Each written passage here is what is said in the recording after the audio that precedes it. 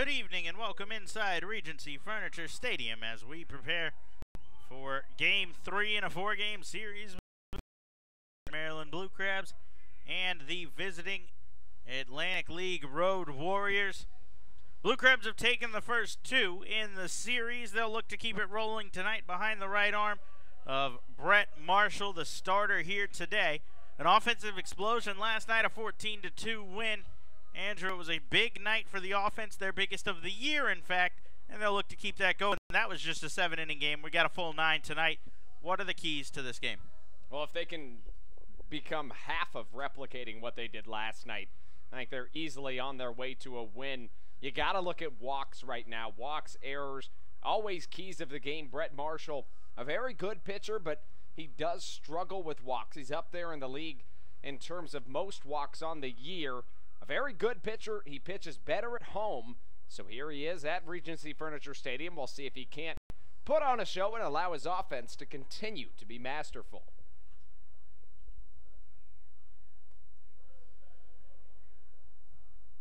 Marshall has taken his final warm-up. Pitches Osvaldo Martinez, the Road Warrior shortstop, will head towards the batter's box as we are just about ready to get things going here on Faith and Family Night at the ballpark. Some fantastic pre-game performances between a lot of the local churches that all had their allotted time to send a representative from their congregation, a worship team, a choir, whatever they chose. All of them with fantastic performances. But now it's time for baseball as Marshall out of the windup kicks in, delivers a fastball for a called strike. And we are underway. Blue Crabs looking to extend a 5-game winning streak as Marshall, or a winning streak to 5, excuse me, as Marshall misses low and the count goes to 1-1. Marshall 6'1", 195 pounds, 28 years old. He comes out of Highlands, Texas.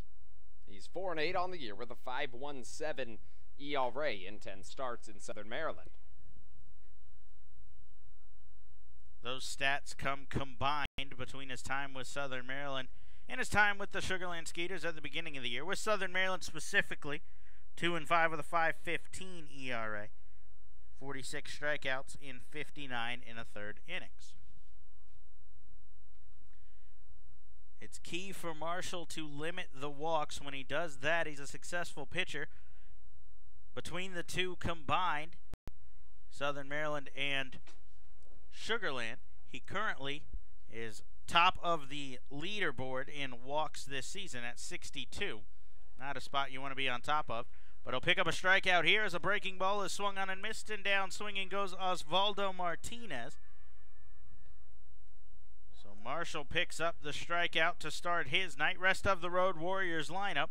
Melvin Rodriguez, the second baseman, digs in now. Jorge Fernandez bats third. Jose Ruiz, the cleanup hitter. Gustavo Pierre batting fifth in left field as Rodriguez takes one low and away. Edwin Gomez, the third baseman, bats sixth. Right fielder Daniel Aldrich seventh. The designated hitter Aldo Valentin follows him.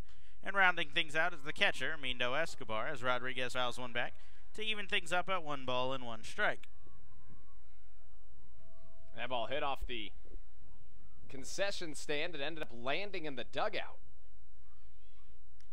For Marshall, that was his 83rd strikeout of the season. That started the day as a fastball elevated a little bit too high, 2-1. He's 2 back now after that strikeout of catching Nate Reed for 5th in the league. Another fastball misses high here, and the count at 3 balls and 1 strike. So between the large amount of walks and large amount of strikeouts, that leads to a high pitch count. That's going to be another key of the game. As a walk will ensue here, Rodriguez is aboard, the first man to reach in the game, as that'll send Marshall from the windup to the stretch. Defensive alignment behind the right-hander, Ryan Strasburger in left field, Corey Vaughn in center, Teodoro Martinez in right. Around the infield, Frank Martinez at third, Francisco Rosario at short, Angelis Nin at second, Angelo Sonko at first, and Jose Gonzalez behind the plate as he receives one right down the middle for a called strike. Both teams with a couple of defensive changes as compared to their usual lineups. As Marshall sets now for the 0-1 at the chest, kicks and delivers. This one flipped low and away, 1 ball and 1 strike. For the Blue Crabs, this is the first time I can remember in probably a year and a half, since last May when Devin Rodriguez signed with the team, that both him and Edwin Garcia have been out of a game. Garcia leads the team with 93 games played this year, Rodriguez with 88. So you can count on both of them playing pretty much every day, but for both of them to be out on the same day is about as rare as it comes. You're exactly right, and I think it's going to take some different guys to step up tonight, but with the offensive explosion, I think that's kind of spread across the team. It's going to take some getting used to, and I know on my part, on a chopper towards short, that Rosario is there. It's going to take some getting used to not just say Garcia will field. It's become common for Garcia to field and fire onto Rodriguez to end innings, put people away. It's been a mainstay since last May when Devin Rodriguez arrived. The 1-2 pitch upcoming after a check on first. As a breaking ball will miss low and away here. Gonzalez slides over. He's able to keep it in front of him. And into second goes Jorge Fernandez. And he'll be credited with a stolen base. Melvin Rodriguez, will be credited with a stolen base as he was on the move prior to the pitch. That's a good pitch to go on. He's anticipating curveball. It happens, misses in the dirt, and that's how he gets second base. 2-2 the count, as a long time prior to this pitch will lead to a timeout being called by the batter.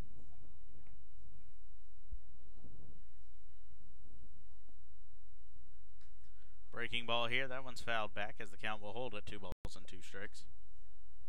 Marshall sitting on 15 pitches on the night. He's a guy that can get deep into games, and you'd like that to happen tonight. He's got to start turning things around for that to happen.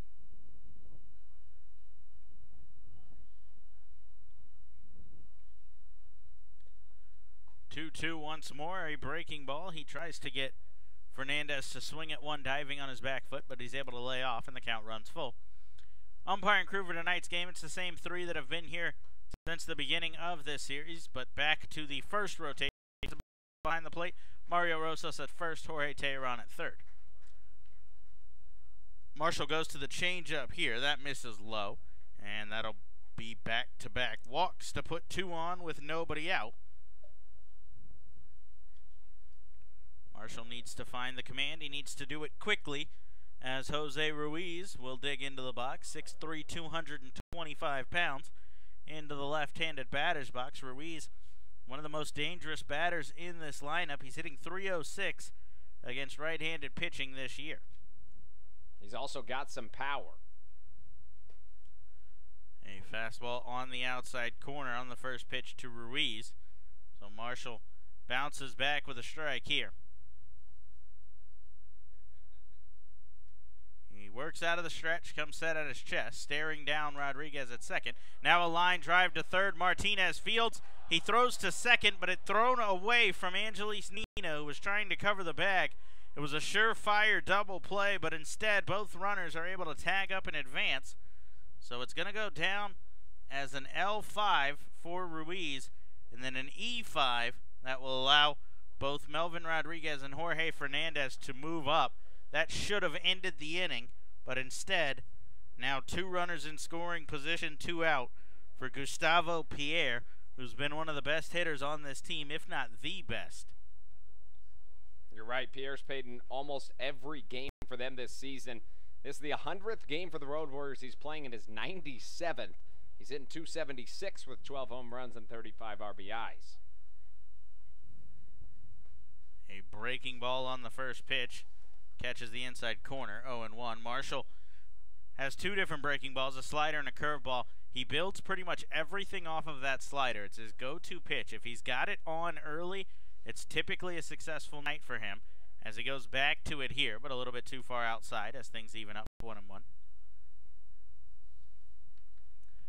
You see most pitchers feature fastball as their #1 pitch. For Marshall, it's definitely that slider, and then he goes back to the fastball. Tries to get hitters off balance with it. There's the fastball, a chopper towards second. Nino will field. He'll flip on to first, and that will retire the side. So Marshall picks up his defense by getting a ground ball. And the inning ends, no runs on no hits, no errors, or 1 error, and 2 left on base. We head to the bottom of the first. After a scoreless top half, the Blue Crabs will look to break the tie and take the lead. Strasburger leads it off when we return to the Blue Crabs Broadcast Network. Hey, this is Sam Runyon, and you're listening to the Blue Crabs Broadcast Network. University of Maryland Charles Regional Imaging provides state-of-the-art, high-quality equipment and imaging tests that give you and your provider the information you need. Their outpatient imaging center focuses on high quality, comfort, and convenience. Compassionate team members are committed to delivering the most remarkable experience in every dimension and strive to address your needs quickly. Located at the UM Charles Regional Pavilion in La Plata, or visit them at charlesregionalimaging.com. Ladies, this is Corey Vaughn. Be sure to join us at the ballpark every Wednesday night for Wind Up Wednesday, presented by Cove Point Winery. On select Wednesday nights throughout the year, ladies get in for just $5. You can also enjoy free wine samples from Cove Point, as well as free services from Therapeutic Massage and Wellness. For more information and the available dates, please visit us online at somdbluecrabs.com or call us at 301-638-9788.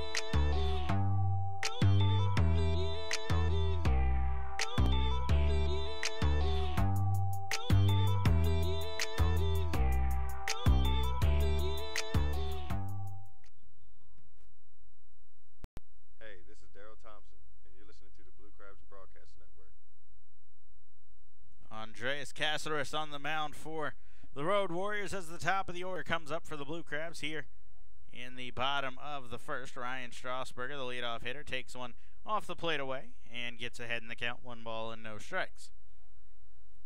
Strasburger, a good day yesterday, 2 for 5, a pair of home runs and 3 RBIs. Main part in that 14-run outburst as this one catches the outside corner, 1 ball and 1 strike. Couple of changes in the Blue Crabs lineup. We'll get to that at the conclusion of Strasburger's at-bat. As Caceres comes set, kicks and delivers. It's a changeup, misses inside, 2 balls and 1 strike. The left-hander, 6'3", 205 pounds, out of Queens, New York. He's got a 2-1 record on the year, a 3.77 ERA. That's good for second best on the team and far fewer appearances. 7 appearances, 6 starts as Caceres misses just outside. And the count goes to 3 balls and 1 strike. The 29-year-old is out of Arkansas State University. He was undrafted out of Arkansas State. This is his 7th professional season as he kicks and delivers. Strasburger back where it came from, right through the middle. And that's into center field. And Ryan Strasburger is aboard with a leadoff hit, just what the Blue Crabs ordered. Rest of their lineup. Angelis Nina comes to bat now, followed by Teodoro Martinez and John Griffin. The number 5 hitter is Frank Martinez. Angelo Sonko, the first baseman, follows him. Corey Vaughn, the center fielder, bats in his normal spot down in 7th hole. And Jose Gonzalez will bat 8th with Francisco Rosario rounding things out. So some changes in the lineup as you see Nina batting 2nd for just the 2nd time this season. And he steps out of the box, no interest in a first pitch fastball, and good choice as it missed well high, 1-0.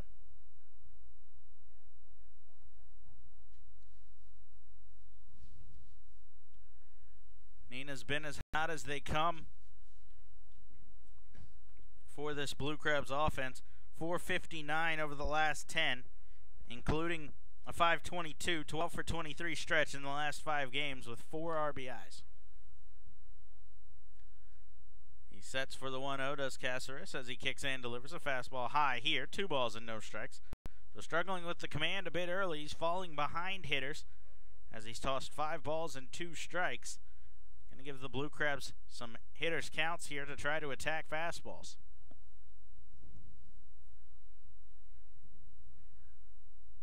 Set for the 2-0. Looks at first, now kicks and delivers. Off-speed pitch, breaks a bit too far inside as the count goes to 3 balls and no strikes.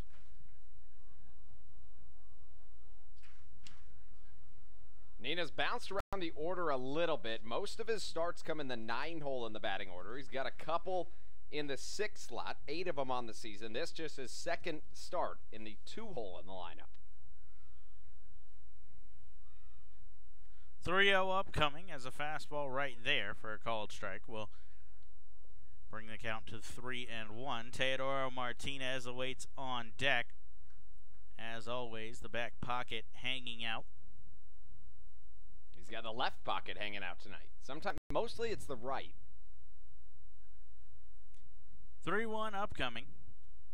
Caceres staring down Ryan Strasburger. Now kicks in, delivers Strasburger off on the pitch. A called strike, the throw down. Tag not in time. Strasburger slides in safe. And he is credited with a stolen base there, so he moves himself into scoring position. Now Nina just needs a ground ball to the right side. Up to 3rd and set up a sacrifice fly. That's the 7th stolen base for Strasburger. Tied for 3rd on the team with Edwin Garcia now. And he's got a couple in these last couple of games. We've talked about it a couple of times over the season. He averages 20 stolen bases in his career per season. He started to pick it up of late coming off a leg injury. Seems like he's back to full health, no doubt. He got a great jump there, slid in safe around the tag. And now the 3-2 upcoming to Nina as it will miss outside, low and away. And Nina will head down to 1st with a walk.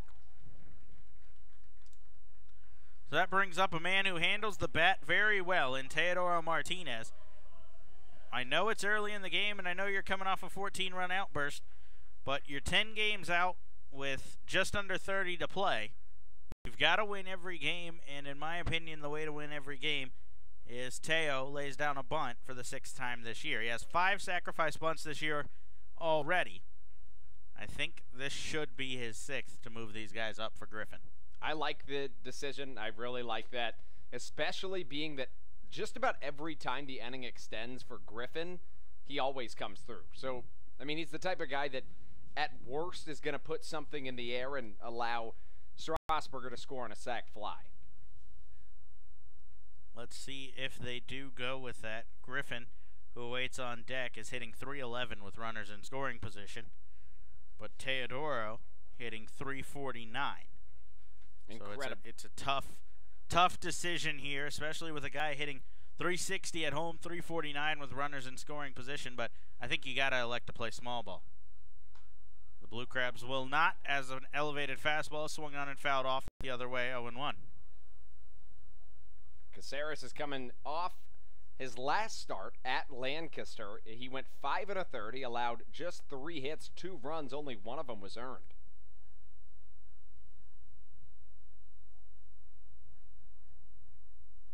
Started off the season very well. In his first 2 starts, he allowed a combined 1 earned run in 10 innings pitched.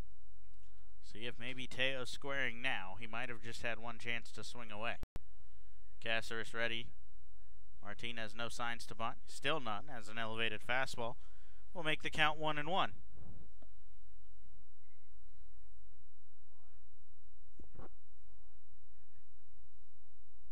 Especially with the speed of Teodoro Martinez, a bunt realistically can put a runner in scoring position and possibly load the bases. It makes the defense make a play, as the 1-1 swung on and missed will bring the count to 1-2 strikes.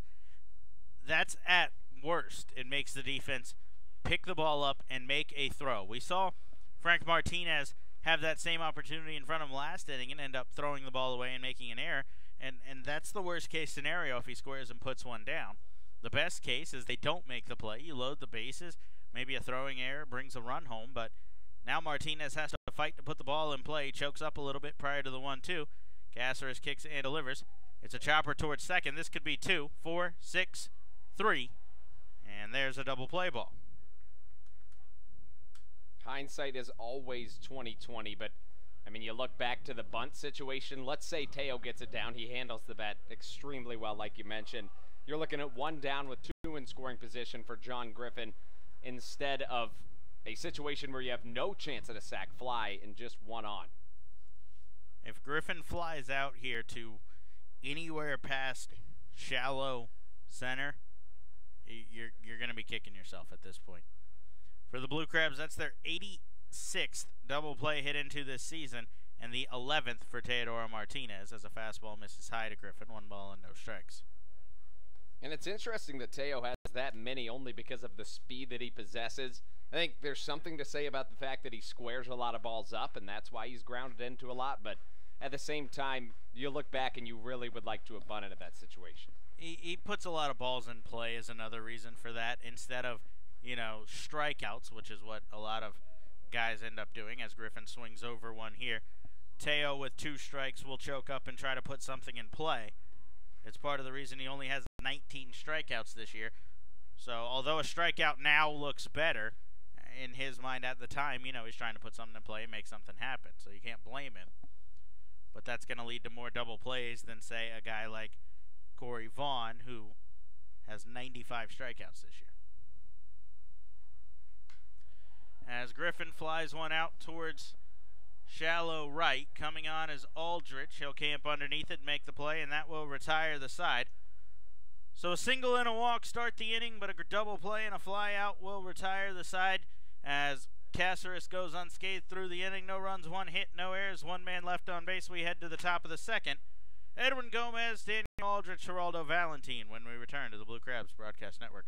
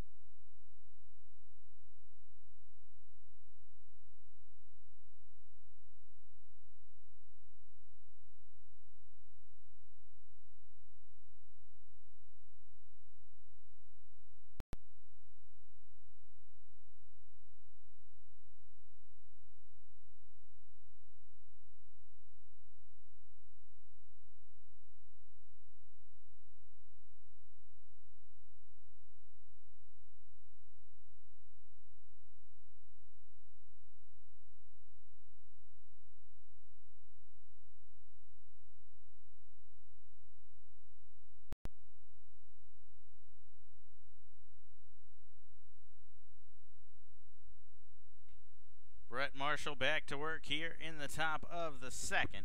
Edwin Gomez leads it off as he takes a fastball. on the outside corner for a called strike, 0-1. Marshall goes high with a changeup here, as that'll even things up. 1 ball and 1 strike to Gomez. Switch hitter playing third base tonight. As this pitch misses, 2 balls and 1 strike.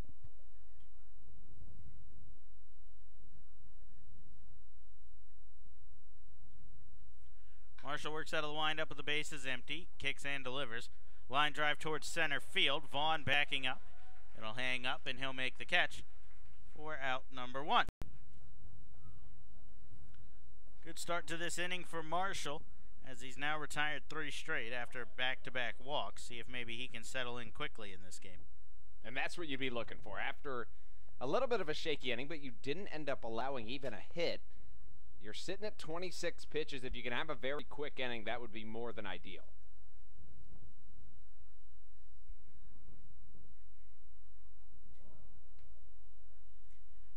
As Marshall's first pitch well out of the zone to Daniel Aldrich. Brandon Belanda here. Final time with Andrew Banstra, my broadcast partner. Andrew's headed back to college tomorrow as a foul ball out of play here. We'll go 1-1. An incredible catch by a fan out there. He made a barehanded catch, but I appreciate you mentioning that, Brandon. It's been an absolute pleasure calling games with you. Got one more. Hopefully it lives up to the hype. Maybe the offense can put on a show again, or a tightly contested pitcher's duel. Either way will work, as Marshall misses outside, 2-1. It's been fun having someone here. I did it 73 plus playoffs, 76 times last year by myself.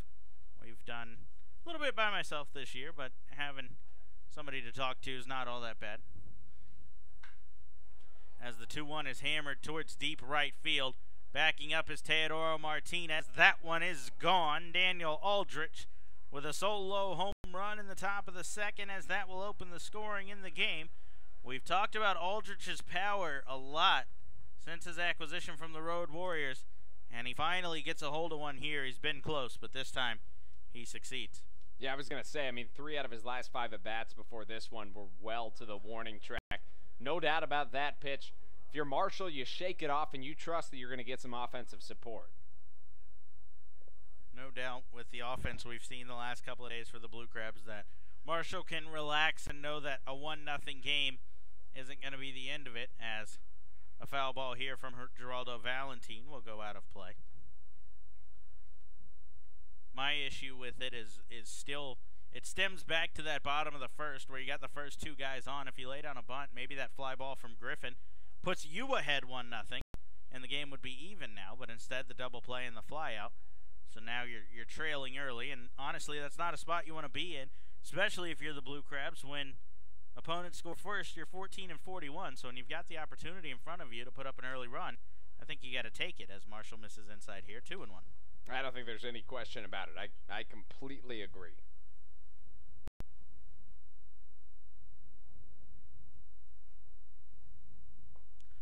Change up misses low here, and the count goes to 2 balls and 2 strikes.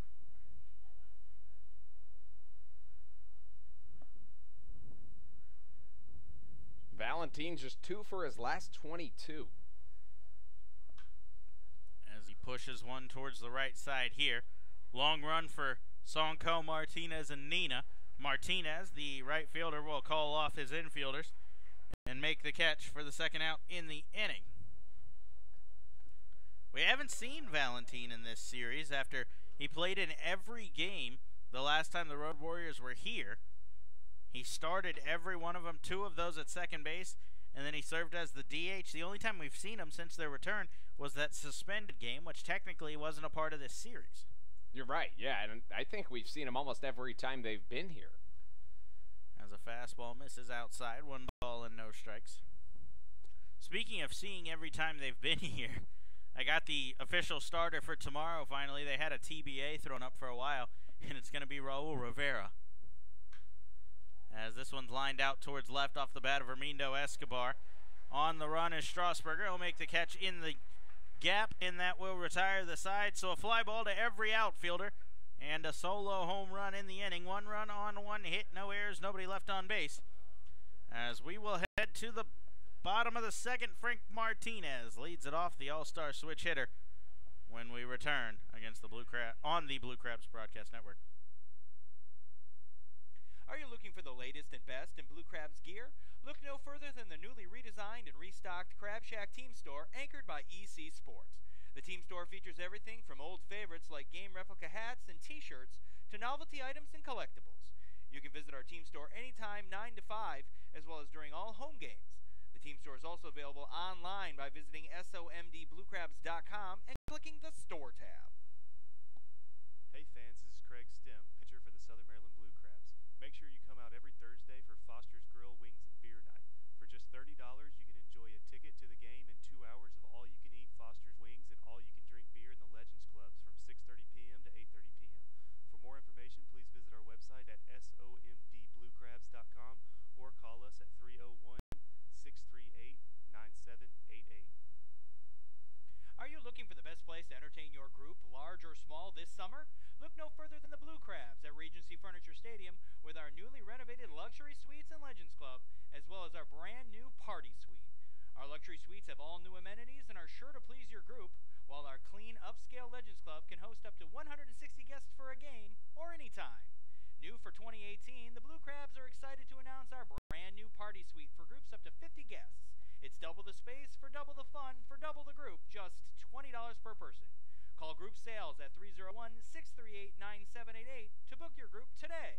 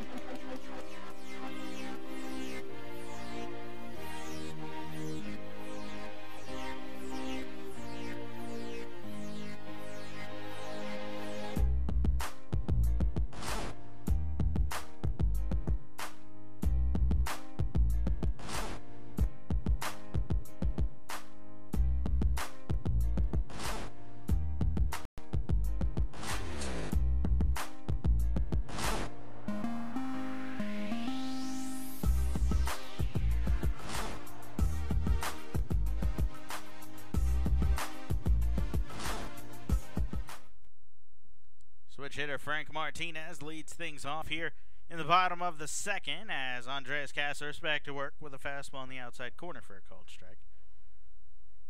Kasser's in his second inning of work as Martinez chops one back up the middle, backhand by Melvin Rodriguez, throwing the dirt, but it's picked out by the first baseman Ruiz as he saves an error and retires Martinez for out number one. That'll bring in Angelo Sonko, the first baseman tonight. We mentioned Evan Rodriguez out of the lineup. To put that in perspective, this is just Sonko's 20th start at first base this season. So that shows how much Rodriguez has been at first this year. In many of those games, Rodriguez was doing the designated hitting, so it's very rare to see Rodriguez out of the lineup. A big swing here from Sonko as he foul tips it back into the catcher Escobar, 0-1. Rodriguez has served as the designated hitter throughout his time as well. He has, on the season, 88 starts, 10 in the DH role, and 78 at first base.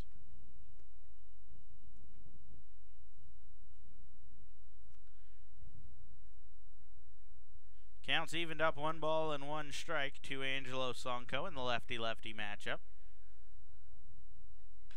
Sonko jams himself a bit, flares one out towards shallow center. That might find some green, though, and it does, as Martinez and the center fielder Fernandez can't get there.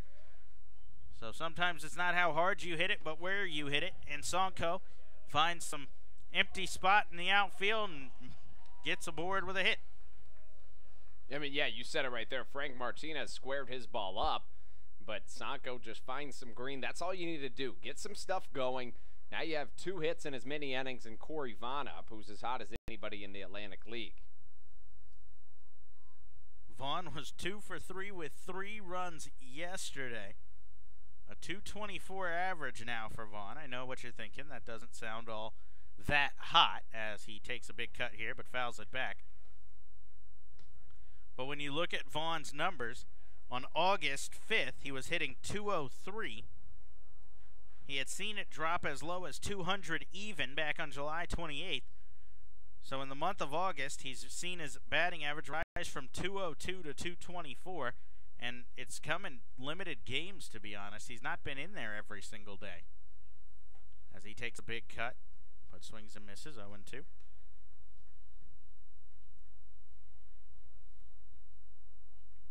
Yeah, Vaughn's hitting .319 in 14 games in the month of August.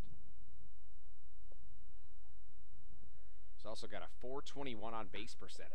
As he hammers one back towards the Blue Crabs dugout here, that'll send Daryl Thompson and Edwin Garcia leaping back for safety.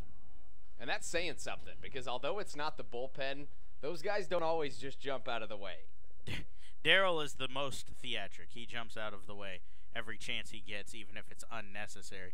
But Eddie is not typically the first one to run. As a fastball high here goes to 1-2. I've seen Daryl run from the dugout to the bullpen and then from the bullpen back to the locker room on foul balls. Daryl will do anything not to put himself in danger, especially, you know, after what happened earlier this year with him. But he's been like that for as long as I've known him. Caceres steps off the back of the rubber here and pump fakes to first. Sonko holding his ground, though. You mentioned the 3 runs last night scored by Vaughn. How about 7 runs scored in his last 3 games? Very impressive for Vaughn. As the 1-2, an elevated fastball swung on and missed, and down on strikes goes Corey Vaughn. If you're going to nitpick Vaughn in the last little bit, it's definitely going to come with that, the strikeout, as he struggled with that all year. That strikeout number 96 for Vaughn. That puts him 3rd in the Atlantic League. The home run numbers are also up this year for Vaughn, so it's 6 1/2 a dozen of the other. Jose Gonzalez digs, and he's still looking for his first hit since the return from injury, as he'll take on the outside corner. 0-1 the count. Rest of the Atlantic League is in action. Sugarland and the Lancaster Barnstormers getting ready to get underway. They haven't quite started yet there in Clipper Magazine Stadium.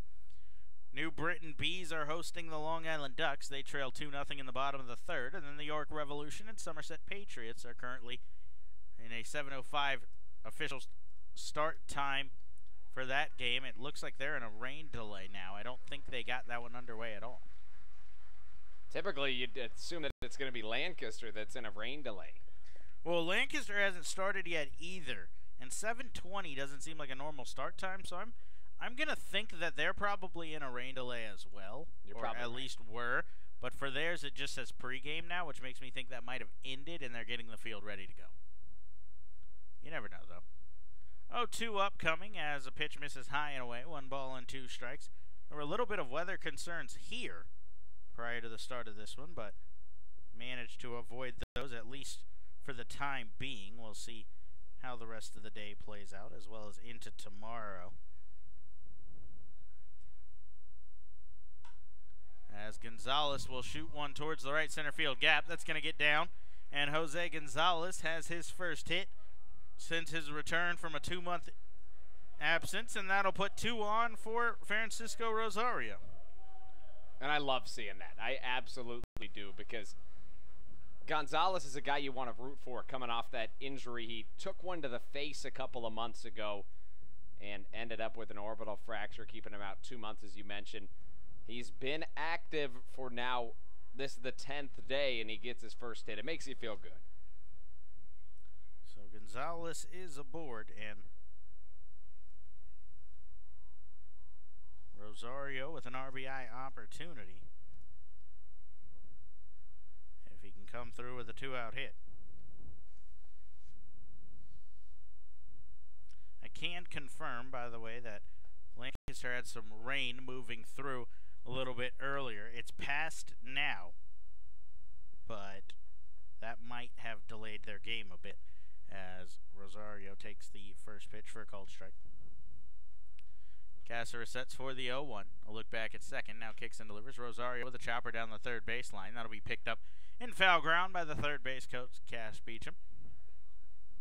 Rosario has 5 at-bats on the year with runners in scoring position and 2 down. He's over 5 in those at-bats, but going 1 for 6 here could make that all go away. The 0-2 upcoming. A fastball elevated too high, and the count goes to 1 ball and 2 strikes. Rosario is 2 for 5 in his last 5 at-bats. He's also scored 2 runs.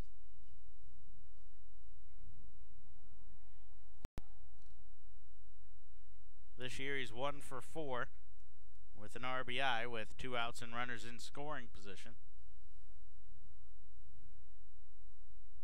Hasn't had many opportunities, but a .250 average, not all too bad, all considered. 1-2, a fastball is swung on and missed, and down swinging goes Rosario. Second strikeout of the inning and of the game for Caceres as he gets out of the jam. No runs on 2 hits, no errors, 2 left on base. As we'll head to the third, the top of the order will come up for the Road Warriors against Brett Marshall when we return to the Blue Crabs Broadcast Network. Hey kids, this is Daryl Thompson from the Southern Maryland Blue Crabs.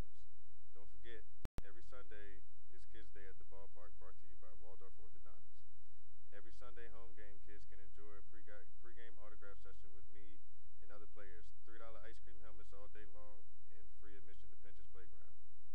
Post-game, you can all come on the field and run the bases. For more information, please visit our website at somdbluecrabs.com or call us at 301-638-9788.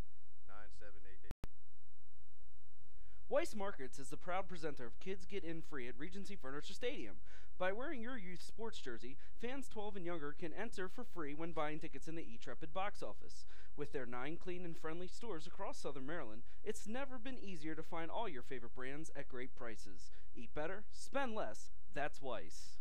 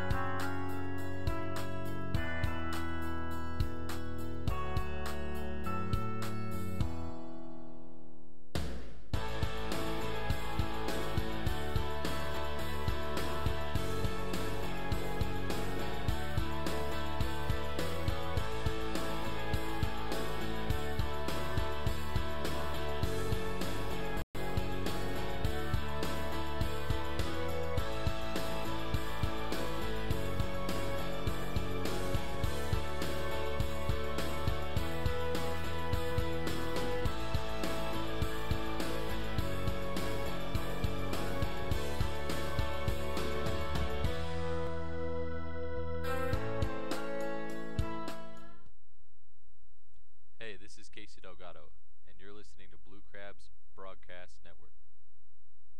Brett Marshall back to work. He goes to that slider on the first pitch to Osvaldo Martinez. A check swing, and the home plate umpire Dave Speranza will handle it himself. As he says Martinez went around. The count at no balls and 1 strike. Marshall works out of the windup, kicks and delivers a fastball outside. 1 ball and 1 strike.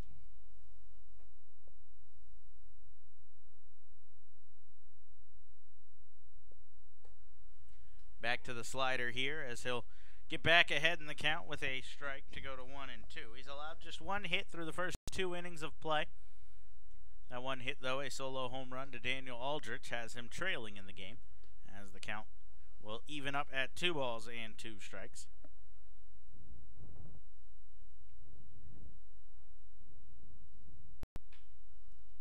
Chopper back up the middle. Rosario will field at short and fire across to Sonko at first for out number 1.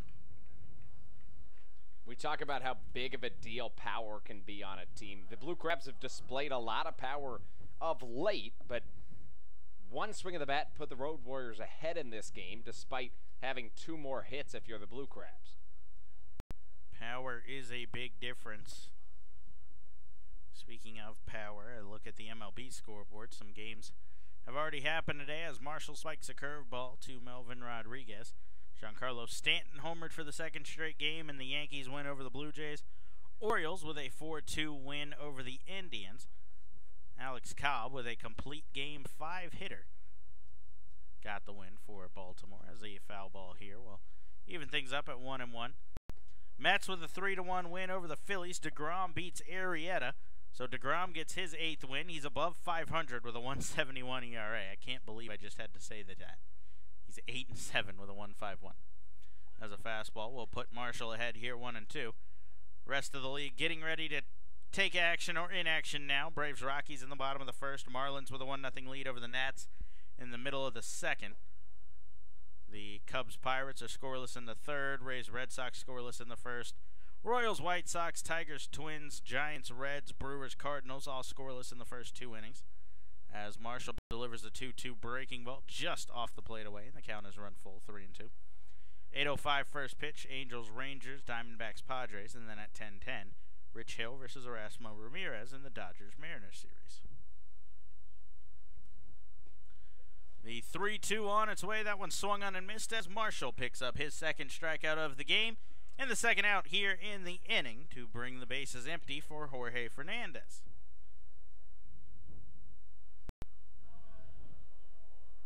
That's the 3rd 3-2 count issued by Marshall in his mini innings. But he comes out victorious in that one. You'd love to see a 1-2-3 inning.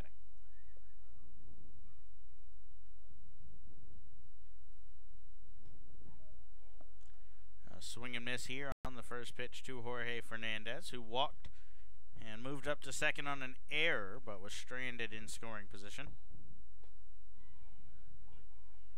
Count goes to 0-2 here as Marshall looks for his first 1-2-3 inning.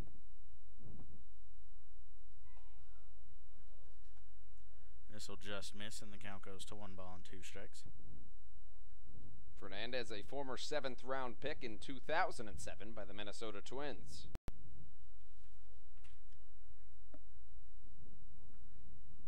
That's just the year before Brett Marshall was a 6th round pick of the New York Yankees. As this one back up the middle, that hits Marshall right in the back, square between the 4-8 on his jersey, as that'll send him on the move out to the outfield. He's definitely in some pain.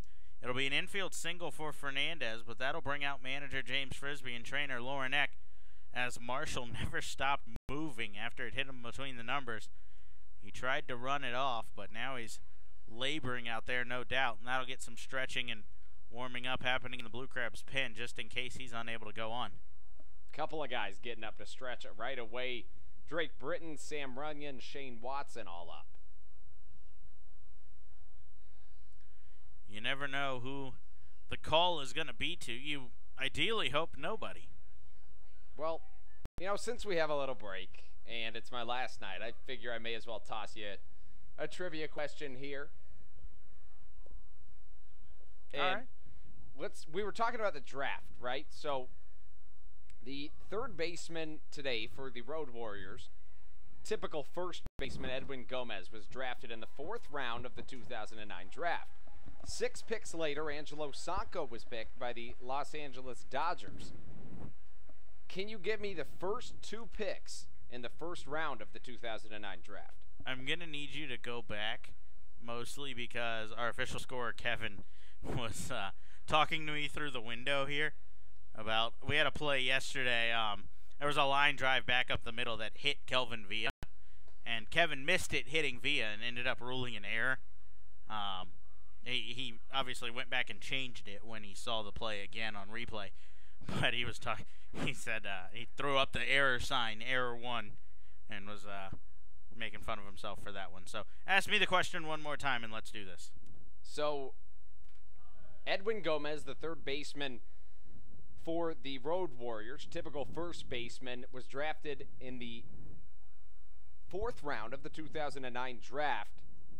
And 6 picks later, Angelo Sanko was picked by the Dodgers in that same draft. Can you give me the top 2 picks of the 2009 draft? Is it too much to ask for the teams that had those top 2 picks as the pitch misses low, 1 ball and no strikes? Is that cheating or? I don't know. It seems okay. If you were asking me the question, it wouldn't be too much.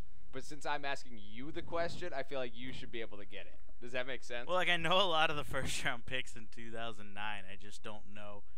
Like I know the number 1. Can I ask who had the number 2 pick? That's all that matters. Can I ask who had the number 2 pick? Well, who was the number 1? You know. Strasburg. Strasburg. So, the number 2 pick. Because like there's guys popping in my head that were first round picks in 2009.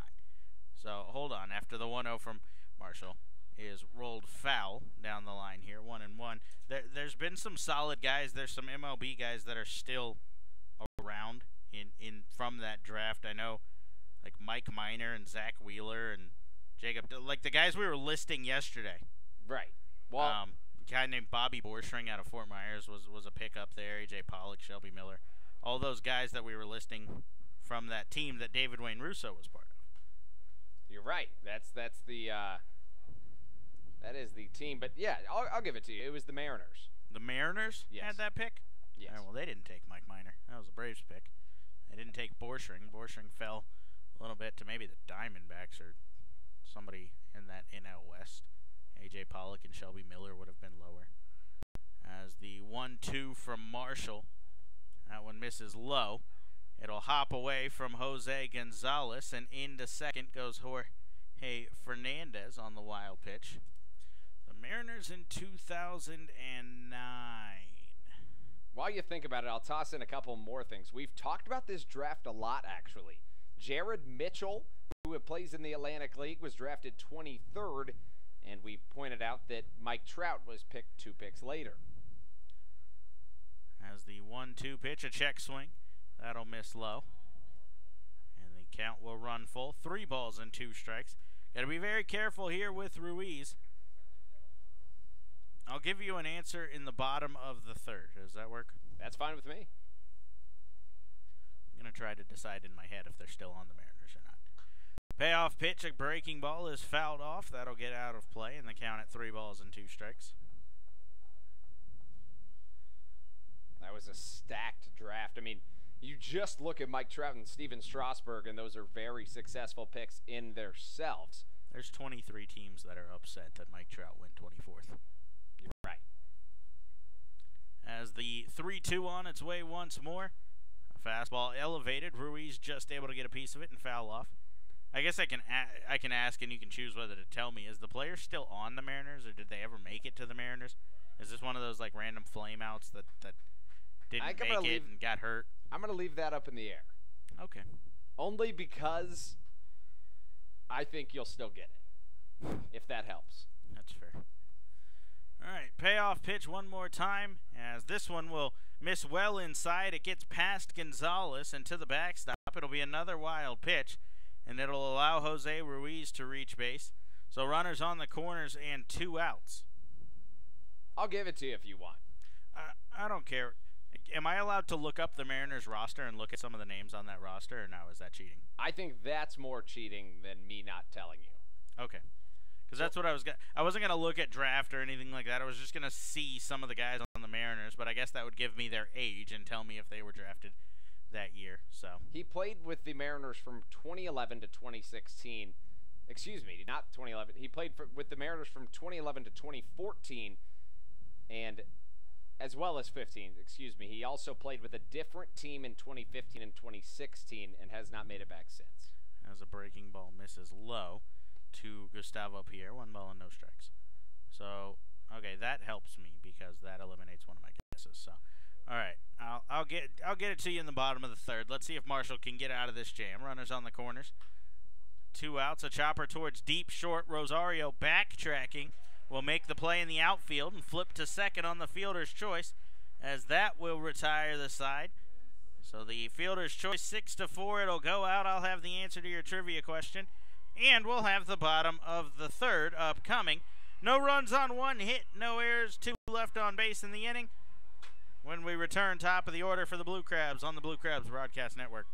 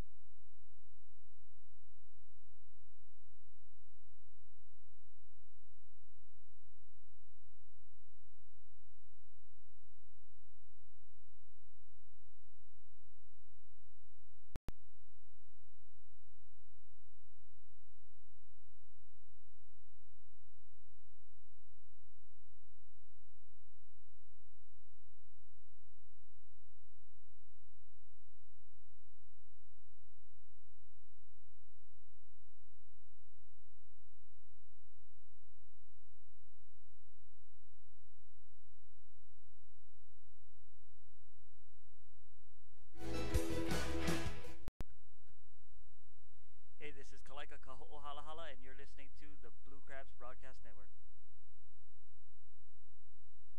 Ryan Strasburger, the leadoff hitter here in the bottom of the third, as he's swinging on the first pitch. A chopper to the right side. The pitcher will pick it up himself and flip it underhand to the first baseman, Ruiz. 1 pitch, 1 out starts this inning. So, Andrew, prior to the break, you asked me who the first 2 picks in the 2009 MLB draft were. I played a little bit of a games of 20 questions with you to try to get to the bottom of it. I knew Steven Strasburg was the number 1 pick to the Washington Nationals. The second pick, I got you to tell me, does not play for the Mariners anymore. He did make it to the MLB, but the Mariners had that pick as Nina digs in and takes first pitch fastball inside 1-0. So I've got a couple of guys that came to my mind. Mitch Haniger was my first guess, but you said they don't play for the Mariners anymore, so he's eliminated. Correct, not Mitch Haniger. So that leaves me with a couple of guys as a fastball misses high, 2 balls and no strikes. I don't think it was a pitcher, so I'm going to go with it was a fielder, which leaves me between 1 outfielder and 1 infielder that don't play for the Mariners anymore, but did for that solid period of time. So I'm going to give them to you both, and you can count it right or wrong. I don't care. This is not in any order, any guess, but Franklin Gutierrez played outfield for them for a long time, and Dustin Ackley was like a middling infielder. He played second and third and first and left field and whatever they needed.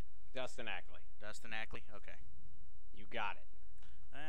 If you're giving it to me, I'll take it. I had no idea. I just knew Ackley was highly touted, as Nina will pop one up behind the plate. Hermindo Escobar will field it just short of the wall, and that's 2 down in the inning.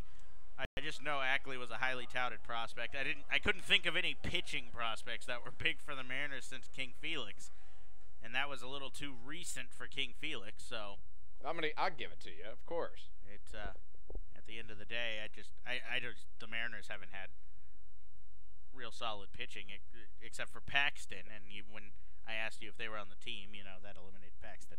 So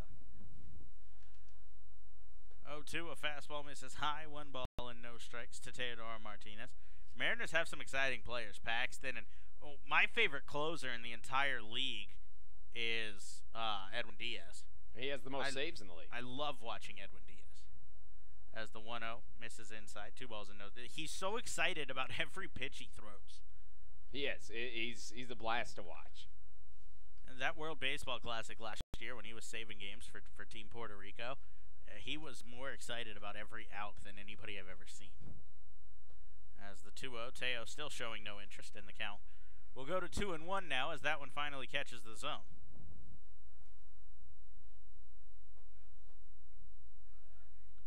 I didn't know Dustin Ackley wasn't still in the league. Yeah, I didn't either. I thought he was, and then when I looked it up, I was surprised that he wasn't. That just seems like a guy that would be existing somewhere.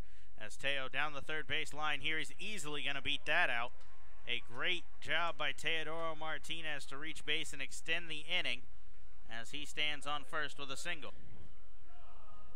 Ackley played for the Mariners from 2011 to 2015, and then with the Yankees in 2015, the second half of 2015, and then 2016 as well. I'm surprised he's not still in the league. He is technically still in the league. He signed a minor league contract with the Angels towards the end of 2017.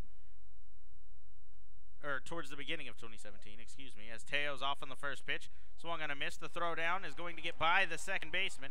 Martinez tries to get back up, but unsuccessful, so he'll stay with the stolen base. So Ackley signed a minor league contract with the Angels in 2017, played the whole year with them, and then in November he elected free agency, which means he chose to end his contract and become a free agent.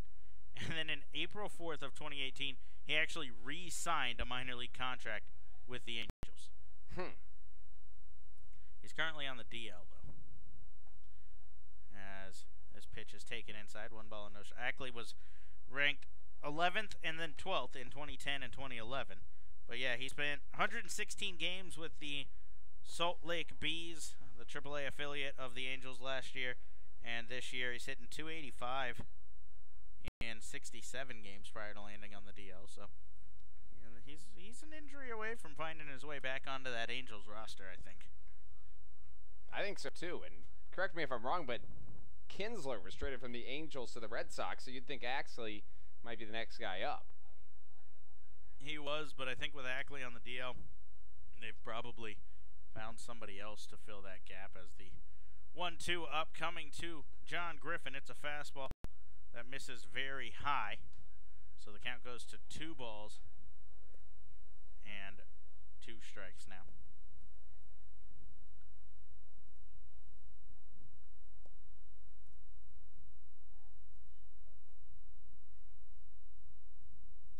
So Griffin's got an RBI opportunity. The tying run stands on second. As this pitch called strike 3 on the inside corner. Griffin disagrees, but he goes down looking to end the inning. That's 3 strikeouts for Andres Caceres. No runs on 1 hit, no errors, 1 man left on base. You look at the Angels' active roster, by the way, they did replace him with Jeffrey Martinez, and then they have one of the best shortstops in the game in Andrelton Simmons. So Ackley may find a spot, but not yet. We'll head to the 4th. I'll hand it over play-by-play to Andrew Bandstra when we come back. He'll do the next 4 innings and then get us to the end of the game. Brett Marshall to the mound to face Edwin Gomez on the return of the Blue Crabs Broadcast Network. Fans, is your family or work holiday party looking for a venue this coming fall or winter? Look no further than the newly renovated Legends Club at Regency Furniture Stadium, brought to you by the Blue Crabs. Numerous food and drink options and great flexible features mean the Legends Club will make your event the hit of the season. Call a sales executive today at 301-638-9788 for more information, or visit somdbluecrabs.com. The 4th inning is brought to you by NRL Federal Credit Union. Informed by history, inspired by possibility, driven to discover. NRL Federal Credit Union, home of the good way to pay checking account that supports local nonprofits every time you swipe your debit card. Visit nrlfcu.org to learn more.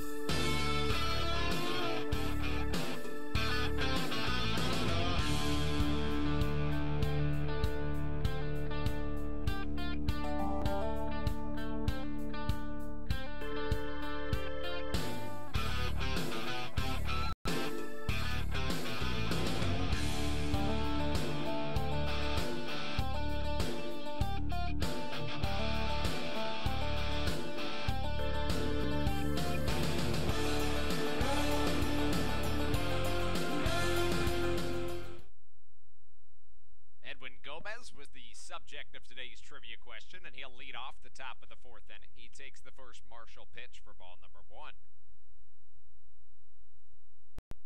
Marshall's pitch count has been a little high today, but despite that, he's only allowed 2 hits through 3 innings. 1 run, it came on a solo shot from Daniel Aldridge.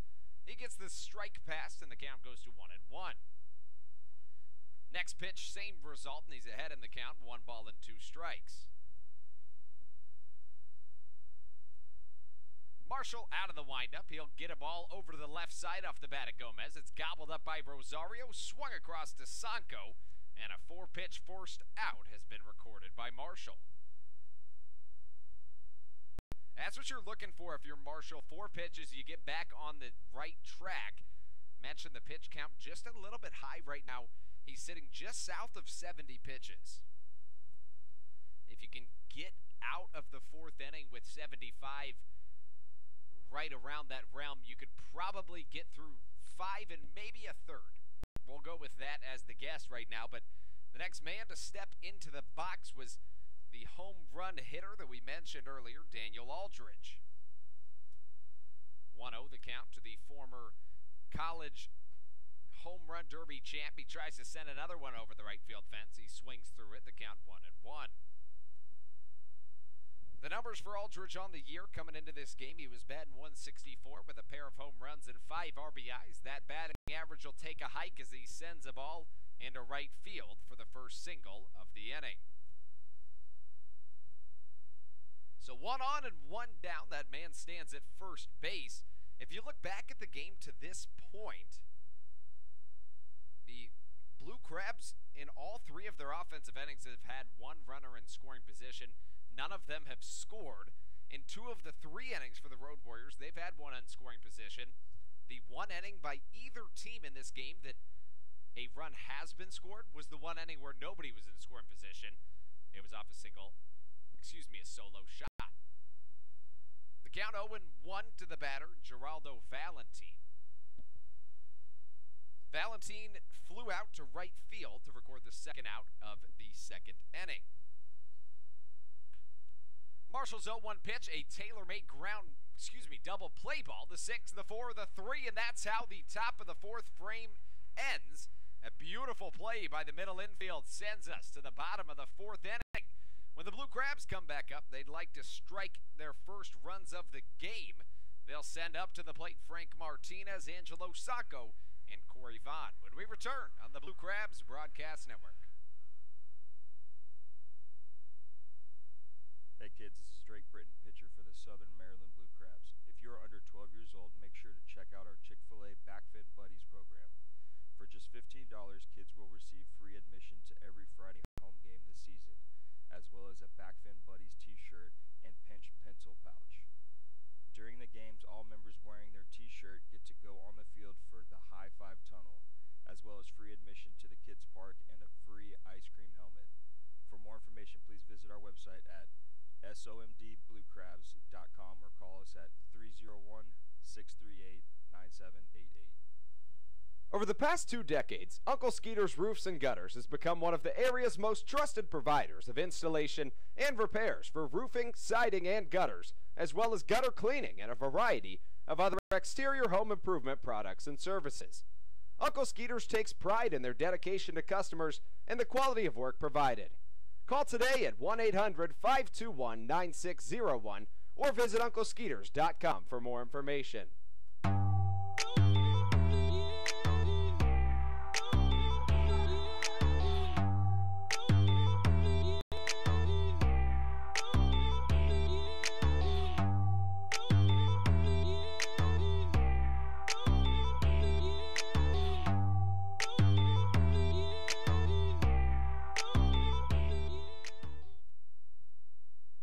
Hey, this is Jose Gonzalez, and you are listening to the Blue Crab Broadcast Network.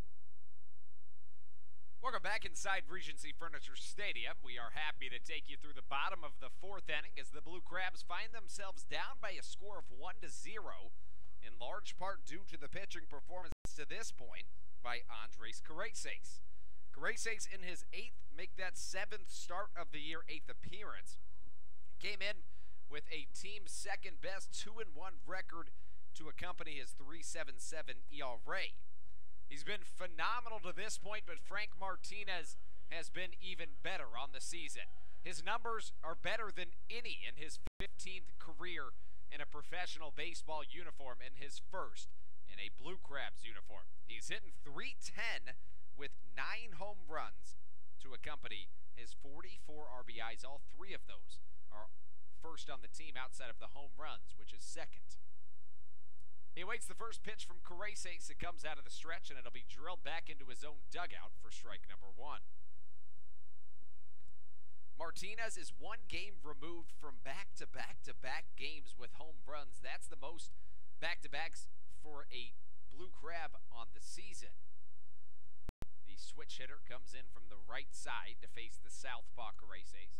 Second pitch dribbled right in front of home plate, coming to get it to Escobar. Martinez hustles down the line, and he will be thrown out by the catcher Escobar for out number 1. A 2-pitch first out keeps that pitch count down as Caraces sits just 1 over 50. This will be his 52nd. It'll come in the vicinity of Angelo Sacco. He didn't play last night, but in the last 7 days in the Atlantic League, despite not playing last night, Sacco has the 2nd most doubles in all the Atlantic League. First pitch will miss on the inner half, a curveball that was close, but not quite close enough, as the lefty-lefty matchup will continue. It'll continue after the ball is retrieved by the first baseman, Ruiz. We mentioned Sacco earlier in our trivia. The trivia, if you didn't catch it, was Sacco was drafted in the 4th round of the 2009 MLB draft by the Dodgers, and the third baseman for the Road Warriors was drafted in the 4th round as well in that same season. The question was, who were the first 2 picks in that draft? Brandon ended up getting them right as the count goes to 2-0 to Sacco.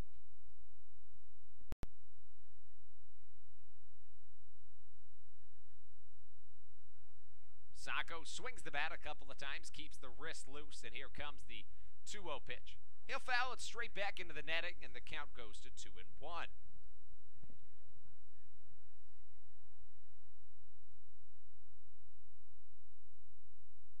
Sacco on the season, hitting .246, a pair of home runs, and 27 RBIs. The bat's really heated up over the last 5 games, where he's hitting .417 with 5 RBIs. A hitter's count is a Bruin as Sacco takes the 3rd curveball for the 3rd ball of the count. The 1 fastball off the hands of Caraces did catch, and that's how we find ourselves with a 3-1 count. Sacco hit 24 home runs for the Long Island Ducks last season. The power in terms of home runs hasn't been there, but clearly the doubles, the extra base hits, and so on have. 3-1 from Caraces, misses inside. A bat flip back to the dugout gives Sacco way to first base. He'll draw a 1-out walk, and he'll make way for the last man you want to face, Corey Vaughn.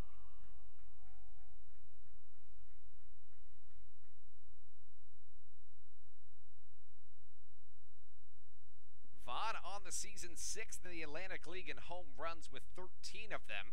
He's batting .224 with 13 home runs and 33 RBIs. Sacco, not necessarily a stolen base threat at first, but a ground ball, a hit and run type situation can be in the cards. Check over to first as he was extending his lead. Just a get me over throw to first brings Sacco back. Corey Vaughn, the son of Greg Vaughn, a perennial all-star for the Padres. He ranks 46th all-time in at-bats per home runs in Major League history as the ball misses outside. 1-0 the count to Corey. He also has the most home runs ever for somebody whose last name starts with V in Major League history, and he was the comeback player of the year in 1998 when he had the 3rd most home runs in the MLB, right behind none other than Mark McGwire and Sammy Sosa. 1-1 the count. That year, Sosa was second with 66 home runs, McGwire was first with 70, and Vaughn had 50. 1-1 count, 1 on and 1 down causes Corey Vaughn to swing through a changeup on the outer half. The count 1-2. Vaughn inherited that incredible power from his father. He sent some absolute atmosphere blasters out of this stadium time and time again this year. 1-2 from Carese, set right back up the middle. It almost takes Carese's head off. Instead, it gets into the outfield. Angelo Sanco takes a hard round at second, but Vaughn's bat stays hot. He's hitting .636 over the last 5 games. Yes, that's right. I said .636. He's 1 for 2 today, and he gives way to Jose Gonzalez. Gonzalez is 10 days removed from a 2-month DL stint. He is making his 6th start since returning, and he was hitless through the first 5. In his first at-bat today, he sent an absolute laser to the right center gap. That's his first hit since returning. He gives a 1-for-1 outing on the day, and a 1-0 pitch will miss on the outside corner. Gonzalez batting .198 with a home run and 10 RBIs on the year. As a long look in causes the pitcher Careses to step off. He's telling his catcher Escobar he wants the signs again, and if I'm reading his facial expressions correctly, he wants them faster. They may not be on the same page as Sanco at second base. That can cause you to switch up some signs with a runner in scoring position. Going on the pitch is Sanco. The pitch gets past the catcher Escobar. Sanco rounds third. He'll put on the brakes. It doesn't matter because a passed ball will move 2 runners into scoring position for Jose Gonzalez. Not sure if they're going to count that as a stolen base for Sanco. It's just going to be a pass ball, so it puts 2 in scoring position for Gonzalez. Now, the Blue Crabs have had 1 runner in scoring position in each of their first 3 innings. All of those runners were stranded. Let's see if they can get them around this time as a 1-0 count is incoming to Jose Gonzalez. Careses 1-0, no intention at swinging from Gonzalez. It does cross. The count evens at 1-1.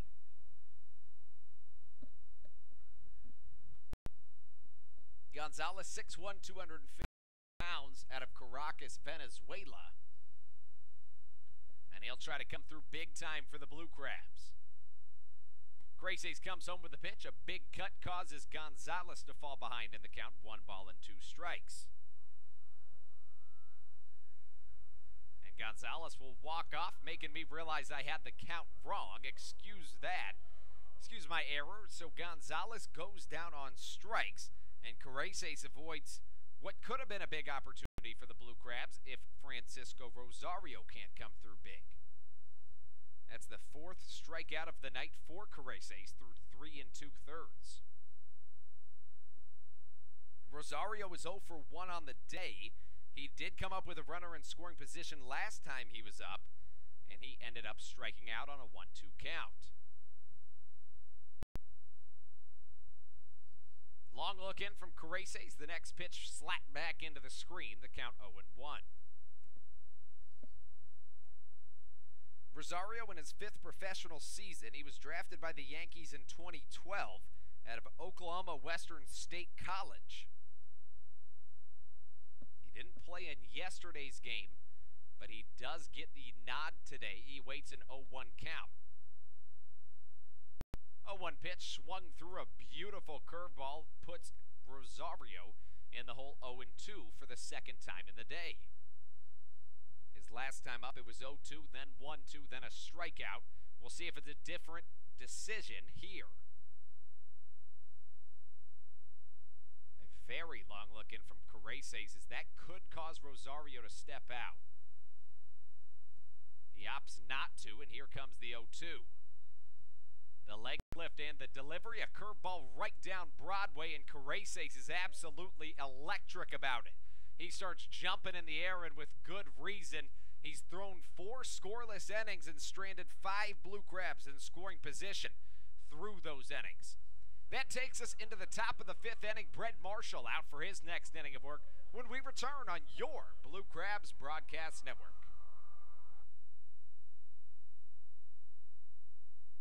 Hey, this is Ryan Strasburger, and you're listening to the Blue Crabs Broadcast Network. Blue Crabs fans, what's more American than baseball and a barbecue cookout? Quite frankly, the two go together like stars and stripes, rockets and red glare, and liberty and the pursuit of happiness. So when you come to Regency Furniture Stadium's all-you-can-eat picnic pavilion, you get both at a great price. The best part is that groups from 20 to 400 plus can enjoy the picnic pavilion, and when you include this home run of a deal with the kids park, paddle boats, and on-field fun, you have a grand slam of an opportunity. Call today at 301-638-9788 to speak with a sales executive or visit somdbluecrabs.com for more information. This is Rick Meehan, Mayor of Ocean City, Maryland. For everyone who's put off planning a vacation this summer, I've got good news for you. Ocean City, Maryland is a procrastinator's paradise. We've got 10 miles of free beach, an amazing 3-mile boardwalk, golf, fishing, shopping, dining, and free events 7 nights a week, including fireworks, boardwalk light shows, dance parties, and movies right on the beach. It's not too late. Book a visit today at ococean.com. That's ococean.com.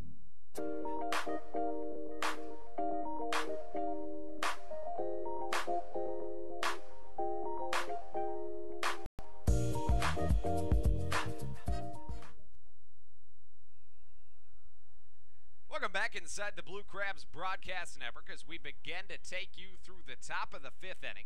Andrew Banstra here to do the honors for you. Hermindo Escobar, the first Road Warrior to come up in the inning. Escobar on the day comes up 0 for 1. He is the lone Road Warrior to not have 2 plate appearances. He sent a line shot to left field, and it was snagged in the left center gap by Ryan Strasburger in Escobar's first time up.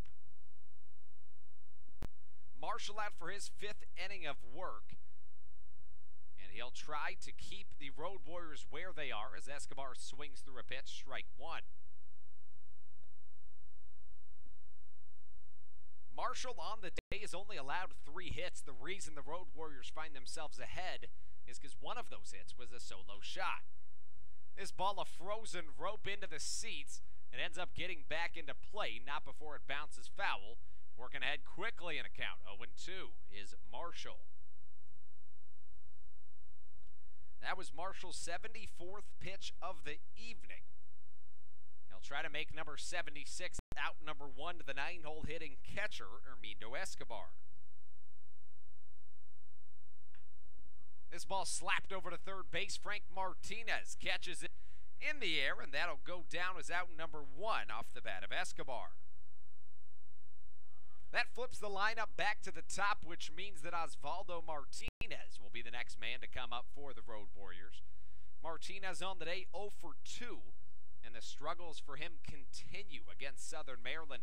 Realistically, he's been very good against everybody else other than Southern Maryland. Crabs present him with a big issue. First pitch from Marshall misses on the outside corner, 1-0. Martinez came into this game 5 for 45 against the Blue Crabs, now 5 for 47.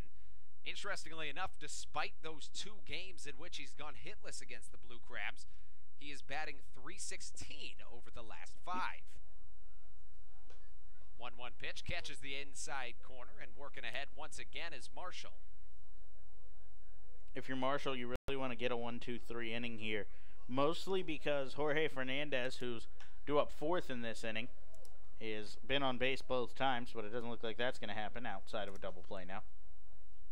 And he will end up getting a hit to right field, but the 1-2-3 inning is still in the cards. It's just going to have to come in an unconventional manner to Melvin Rodriguez. It happened last inning that way, so if you can get it again here and save Fernandez, who's walked and singled to this point, for later, that would be the ideal situation.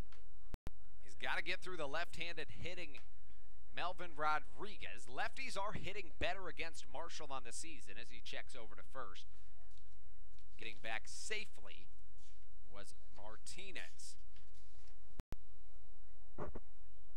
This is the second time Marshall's thrown against the Road Warriors this season as the ball slapped foul, 0-1 the count. You mentioned it, lefties hitting .263 on the season against Marshall as opposed to just .245 from right-handed bats this year. And those averages have both taken nosedives against the Road Warriors. He threw 7 innings strong in his only appearance against the Road Warriors this season. He ended up getting the win. He only allowed 3 hits over 7 innings. He walked 2, struck out 6, and batters only hit 125 against him in his scoreless 7 innings as he'll check over to first again. No go, 0-1 the count. Now 0-2 as a pitch catches out in the outside corner. I think now if you're Marshall, you take what I said of trying to force a double play out of the equation here, and you go for a strikeout, whether it's burying a breaking ball at the back foot of the left-handed bat or elevating a fastball to get him to swing through it. You're looking for the punch-out on the board here, no doubt. We'll see what he goes with. He goes for the punch-out pitch. It'll miss just a hair outside, but he must have been listening to you, Brandon, because he went with the strikeout pitch. Didn't quite get the call from Dave Speranza at home plate. He gave a long look in, too. I think he wanted that one, no doubt. It was a backdoor breaking ball. He didn't pick either of the options I laid out, but a good one nonetheless as he almost got him. This ball lofted in his shallow right field, giving Chase Nina. He'll get it over his shoulder, and that goes down as out number 2.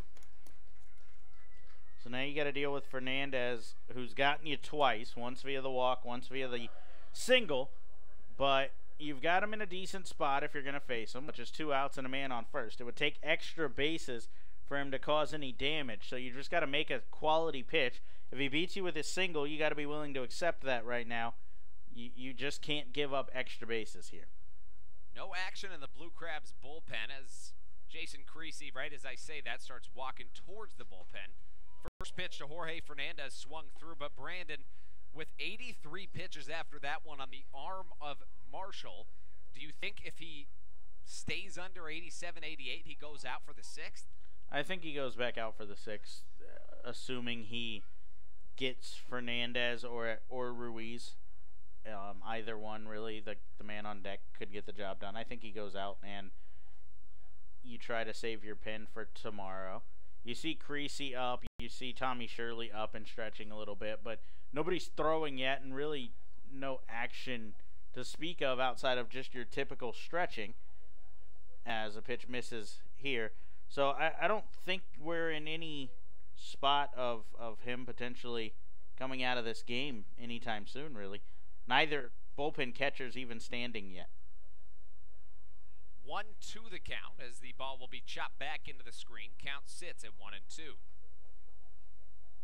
I think the plan would be for Marshall to come back out. That would be ideal for the Blue Crabs at least.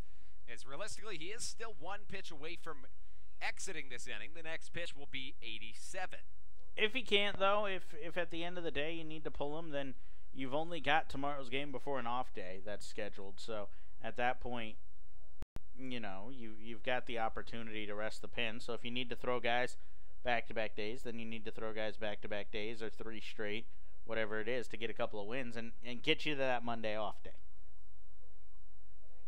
Fernandez awaits the 1-2 from Marshall.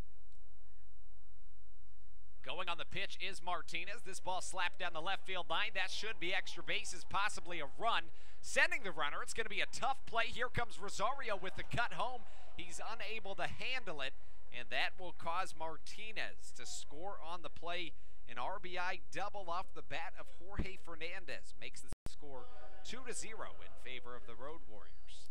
Strasburger was in a big hurry there to get that ball back in. He ended up making a poor throw to his cutoff man, Rosario. Martinez was being waved around the whole way, but the throw from Strasburger is what ended up costing Rosario there. I think if it's a clean transfer all the way through, he's out by a couple of steps, really.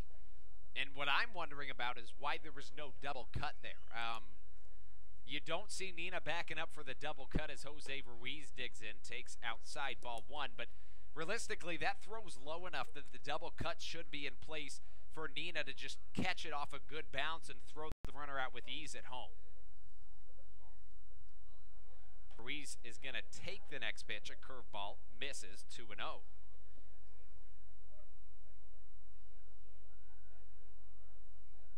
I think this is probably going to be it for Marshall. This half of the inning, he'll probably get through it and then be done for the day. As this is the second time that a lot of attention has been directed out to right field. Teodoro Martinez is going to go get a ball that is in play. The first time, I don't know what was happening. Everybody was looking out towards right field. Get you any information we can on that as we get it. 1-2 the count to Ruiz. Maybe they were excited about the fireworks coming up later. Could be, and if you're not out to Regency Furniture Stadium yet, it's not too late to come catch an incredible fireworks show as the count stays at 1-2. It's also Faith and Family Night, so make sure to come out and celebrate. Ruiz formerly played with Carlos Correa back at his high school as the pitch will come in. It'll miss down low, and the count 2-2.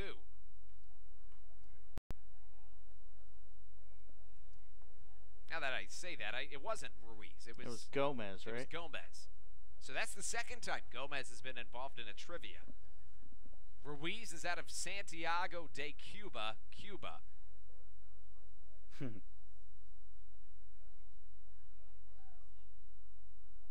Here comes the 2-2 from Marshall. A check swing isn't quite across. It won't even draw a check down to the third base umpire. Now it does. And third base umpire Jorge Tabron says no, he didn't.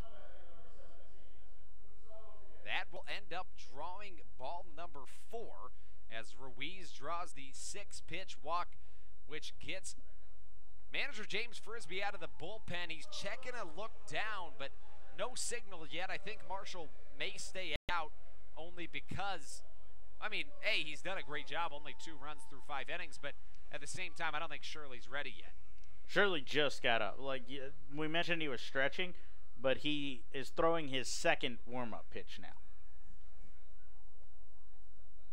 So he's not ready at all.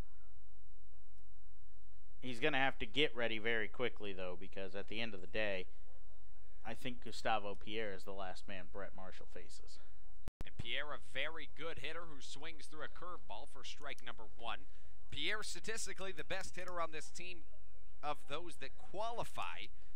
He comes in 276, a dozen home runs, and 36 RBIs.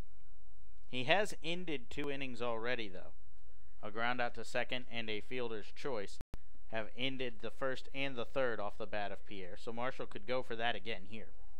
You mentioned the 0 for 2 on the day. Coming into this game against the Blue Crabs, he was 178 on the season against the Blue Crabs. But impressively, he's got 2 home runs and 7 RBIs. So when he gets hits, they go far and they end up driving in runs. He'll put the bat above his head. Craig Counsell-esque almost as the 0-2 pitch misses in the dirt. A bouncing breaking ball will get us a 1-2 count.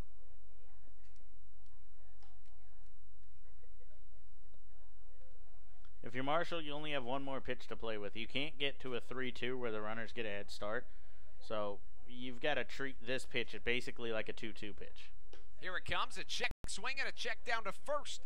No, he did not, says the first base umpire, Mario Rosas, and the count 2-2. So this pitch now, in my opinion, is the biggest pitch of the ball game because, like I said, you can't let it get to a 3-2 where these runners get a head start and any type of hit will score a run. The 2-2 swung on and missed by Gustavo Pierre. An absolutely big-time pitch coming through in the moment was Brett Marshall. He gets out of the inning with only 1 run scored. That makes the count 2-0 in favor of the Road Warriors in the inning. As I mentioned, they plate 1 that comes on 1 hit. No errors and 2 runners left on base. When we come back, the Blue Crabs try to crack into this lead with the top of the lineup, Ryan Strasburger, Angelis Nina, and Teodoro Martinez when we return on the Blue Crabs Broadcast Network.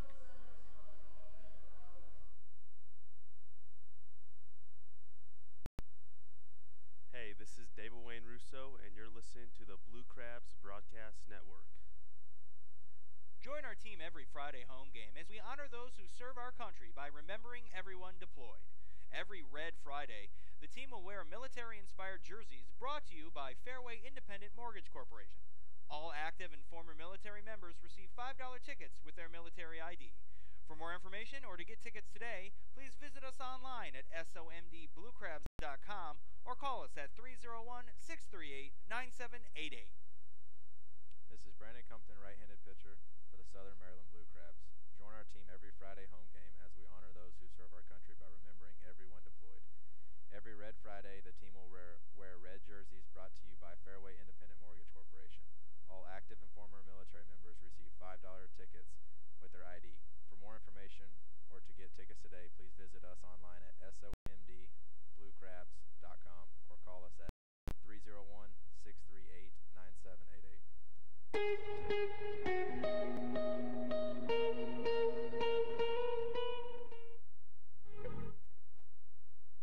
Hey, this is Corey Vaughn, and you're listening to the Blue Crabs Broadcast Network. Welcome back inside Regency Furniture Stadium. Brandon Bulanda here with me, Andrew Banster, as we take you through the bottom of the 5th inning. Ryan Strasburger due to lead off in the inning. The leadoff hitter is the first man in the lineup. So you've got the top of the order, and the Blue Crabs are trying to extend a 4-game winning streak into 5. Brandon, what does the top of the order need to do to make that happen? It starts with Strasburger. He's got to get on base. He led off the game with a single and then a walk. Behind that, put 2 on. The Blue Crabs elected not to sacrifice bunt. They ended up rolling into a double play and not scoring a run in the inning. But if Strasburger leads off with a hit here, it sets the tone for Nina, who's been as hot as they come, as Strasburger takes inside here. But it sets the tone for Nina, who's as hot as they come, to get on base for the guys to drive in runs. We'll see if that does happen as the pitch misses inside. Unfortunately, you're asking for a lot out of Strasburger to put up a multi-hit game for the second straight game by asking him to get on base here. I guess he could draw a walk, but either way, in my opinion, he's got to find a way to reach base. You look back at the last inning, the Blue Crabs go down with the first out, and then they get back-to-back men on, runners in scoring position after a passed ball, and then back-to-back strikeouts strand the 4th and 5th runners in scoring position in 4 innings.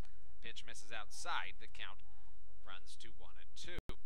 If you were watching this game and didn't know the score, you would think the Blue Crabs were winning. They've had runners on the base pass every inning. They've been on second. They've been on third. Every inning, the Blue Crabs have had a man in scoring position, and they haven't cashed in yet. And that's a 4-pitch walk that will put Ryan Strasburger on base. And you mentioned it, that's what you needed. But at this point, you look back at last night, and the Blue Crabs barely leave anybody on base. And then tonight you look at it, it's a little bit different. They've already left 5 men in scoring position. Angelis Nina wants to make sure it's not 6 as he'll try to move over Strasburger. I don't know if you're sack bunting here with Nina. You know I'm a big fan of that, but you're down 2. I think if he can reach, then you might be looking at it to put the tying run in scoring position. But right now, if I'm, Frisbee and Beecham, the third base coach right now, I'm having Nina swing away and try to pick up a hit here. We'll see what Nina does on the first pitch from Caraces, who has been masterful to this point. Strasburger doesn't go on the pitch. Nina didn't show any intention of bunting as it misses well high. 1-0 the count.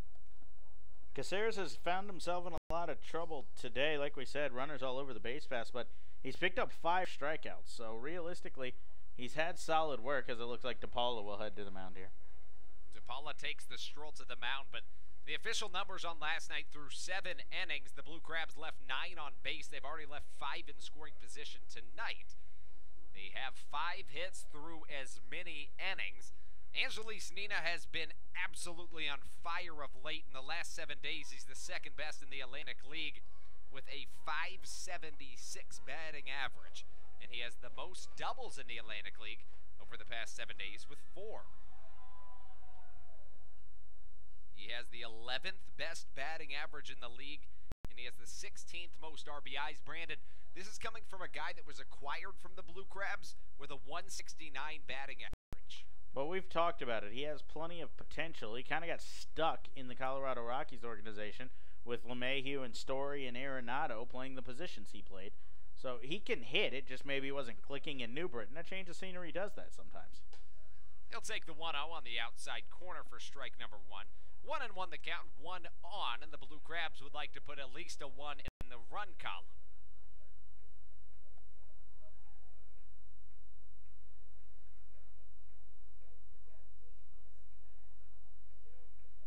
Caceres with a long look to first, maybe trying to draw a time call. He doesn't get one, and Nina swings through a curveball. He'll fall behind in the count, 1 ball and 2 strikes. Caceres in his 7th professional season. He was undrafted out of Arkansas State, and he went straight to independent ball. He played 3 years in the Frontier League, 3 in the Cam-An League, and now is first in the Atlantic League. Set of the belt, preparing for the 1-2. A long look to first. Here comes the pitch, and it'll be swung through, but out of the glove. I couldn't tell if that was a foul tip regardless. It caught the bat. Some signs from third base coach Cash Beecham, but Caceres, interestingly enough, he's struggled throughout his career. He only has 1 of his 7 professional seasons with a sub-6 ERA outside of this season. He had a 3.9 in Florence with the Florence Freedom in 2012. A 2-seam fastball swung on and missed by Nina, and he'll be the first victim of the inning, the 5th to go down via strikes off Caceres. His 5th strikeout swinging. He had 1 looking, and the thing is, they're all coming with runners in scoring, or on base, excuse me. He hasn't had a strikeout with the bases empty yet. He's come up with them at big times. All 6 of them have come with somebody on base. That's actually the first one that's come without a runner in scoring position. Much in the clutch has been Caceres. That draws Teodoro Martinez up. He's been hot of late, and here comes the first pitch. A cutter will miss upstairs. 1-0 the count.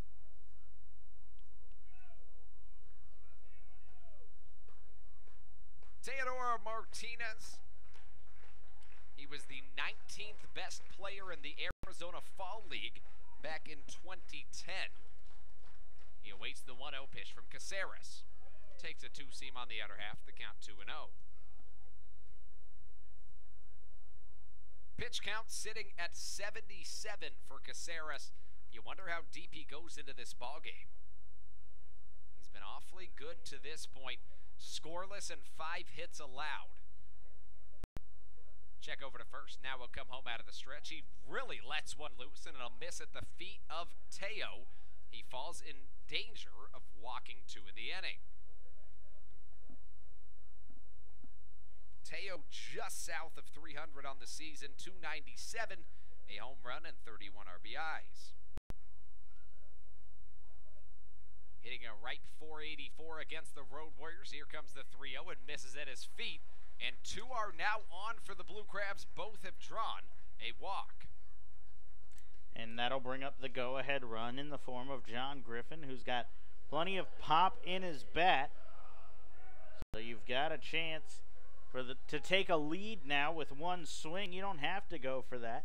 A single would score a run. That's all you really need to at least get a little bit back here. John Griffin, the man to do it. He comes up on the day 0 for 2 with a strikeout looking. 1 down, 2 on. The Blue Crabs would look to bring in their first runner in scoring position of the night. First pitch misses well outside. 1-0 the count. Blue Crabs have stranded 5 in scoring position. Now they have their 6th in scoring position of the evening in the form of Strasburger, who's got some great speed. So does Teodoro Martinez at first. Brandon, you'd have to think a ball in the gap ties this game. No doubt. If Griffin can find a gap, it ties the game. But like I said, you don't need it all right here. You just need a hit to keep the line moving to Frank Martinez. And Griffin has been very good at staying within himself this year and getting balls into the outfield. He'll take a ball on the inner half. The count evens at 1s. You've got a man in scoring position again, and this has been where Caceres has thrived to this point in the game. So realistically, it's you've got to cash in. You can't keep stranding runners if you're going to win this game, and now's the time. Check back to second. Strasburger gets back in. We're just past the halfway point in this ball game. We're We're in the bottom of the 5th. Tommy Shirley is likely on to pitch in the top of the 6th for the Blue Crabs. As Griffin awaits the 1-1, I'm thinking something big on this pitch. Going on the pitch are both runners. A curveball will miss, make that catch. It doesn't matter because a slow pitch allows 2 into scoring position. The crowd loves it, and so do I, Brandon. You gotta love the runners in motion. He hadn't been mixing up his looks at all. Strasburger got a read on that and took off. Teo, when he saw Strasburger take off, elected to take off. It put Griffin in a bit of an awkward situation. That was a pitch he wanted, but you can't risk not having those runners advance because you swung and fouled something off. So it was a good take by Griffin, but now he's got a battle. He'll send one down the left field line. It's just foul, and the count will stay at 1-2. But Brandon, you really got to respect John Griffin for that, because he's a guy that has the power to put the Blue Crabs in the lead with one swing of the bat. Instead, he takes one for the team, avoids putting Strasburger and Teodoro in a bad situation, and takes one on his own chest. He almost cashed in with a double right away. That was inches foul. We'll see what he does on the 1-2 here. It comes from Caceres. It'll come up and hit John Griffin. If I'm Griffin, I think I'm okay with that, as it loads the bases. It was an off speed. It did hit him in the elbow, I believe. He looks to be okay. And that brings up Frank Martinez. Brandon, this is what you've been waiting for. Martinez is the guy, and like you said, if you're Griffin, at the end of the day, you never really want to get hit, but to get bailed out of a 1-2 count like that by getting hit, that is an ideal situation. And you got a guy in Frank Martinez coming up that on the year is 2 for 3 with the bases loaded and 4 RBIs. I mean, this is as good a spot as you can get in. Martinez has the most home runs and the most RBIs over the last 7 games in all of the Atlantic League. He comes up in a huge spot with the bases loaded and 1 down. He'll take a pitch upstairs. 1-0 the count. Martinez has been absolutely scalding of late. He's hitting .359 over his last games with 12 RBIs and 3 home runs. Here comes the 1-0. Martinez takes upstairs, and now in danger of allowing a run home on a free pass is Caceres. I'm turning Martinez loose here, though. 2-0. I'm not worried about the fact that he's walked 2 and hit 1 in the inning. You know, you could send him to take here, but it's Frank Martinez. I'm cutting him loose, green light, try to put something in a gap here. We'll see what he does. Here comes the 2-0. He is all the way loose. He wasn't looking for a gap. He was looking for it all there. He'll end up slapping it back into the screen on the 88th Caceres pitch of the night. The count 2-1. He was right on it, too. He sent it straight back. It didn't go to either side. It didn't go high or low. It went straight back on a line into that screen. I'm nervous if I'm Caceres, because Frank Martinez, who leads the team in home runs, in batting average and RBIs. The 2-1 misses downstairs and a hitter's count. It's probably either going to be base hit ball 4 for the switch hitting Martinez. The good thing there from Martinez, you saw him take a massive hack on the 2-0, but then he immediately comes back down to earth within himself and takes the next pitch.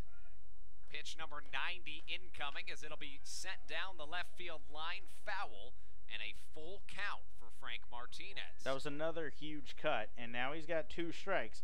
He's got to stay within himself, stay within the zone, more importantly. I'm cool with him getting out, just don't chase ball 4. I agree, and Escobar is going to have a conversation with his pitcher.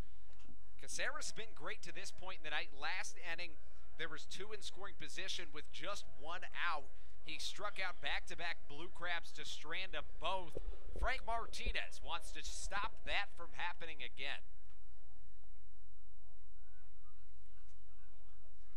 Martinez, with the bases loaded on the year, is hitting .500 with 6 RBIs. Here comes the payoff pitch from Caceres. A curveball swung on and missed by Martinez.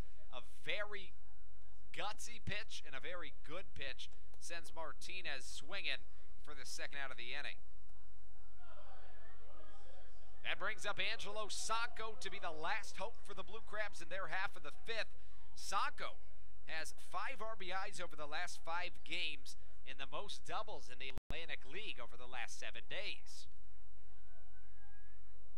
He's got 4 doubles over the last 7 days. Excuse me, the second most doubles over the last 7 days. Angelis Sedina has the most. First pitch from Caceres, swung on, and a check down will likely occur. Instead, home plate umpire Dave Speranza does it himself, says that was strike number 1.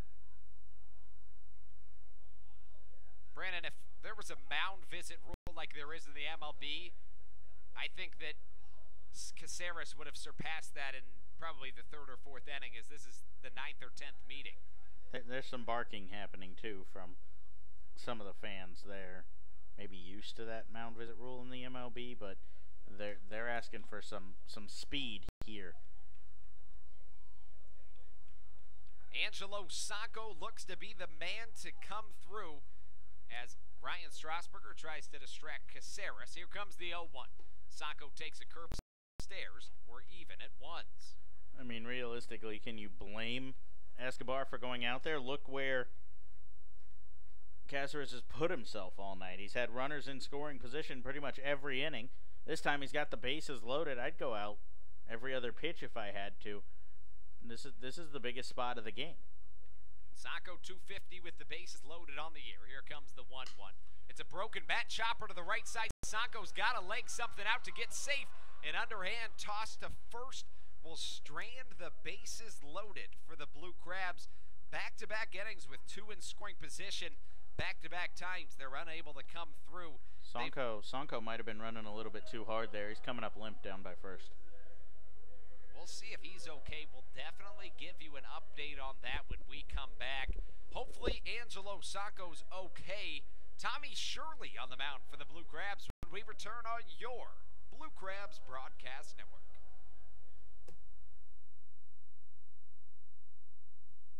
Fans, is your family or work holiday party looking for a venue this coming fall or winter? Look no further than the newly renovated Legends Club at Regency Furniture Stadium, brought to you by the Blue Crabs. Numerous food and drink options and great flexible features mean the Legends Club will make your event the hit of the season. Call a sales executive today at 301-638-9788 for more information, or visit somdbluecrabs.com. At Firehouse Subs, they pride themselves on providing quality made-to-order food, from subs to salads with the finest ingredients. Try a hook and ladder with smoked turkey breast and honey ham smothered with Monterey Jack, or the smokehouse beef and cheddar brisket with USDA choice beef brisket smoked for 16 hours, then covered in cheddar, mayo, and Sweet Baby Ray's barbecue sauce. Visit any of their 3 Southern Maryland locations today. Firehouse Subs, founded by firemen.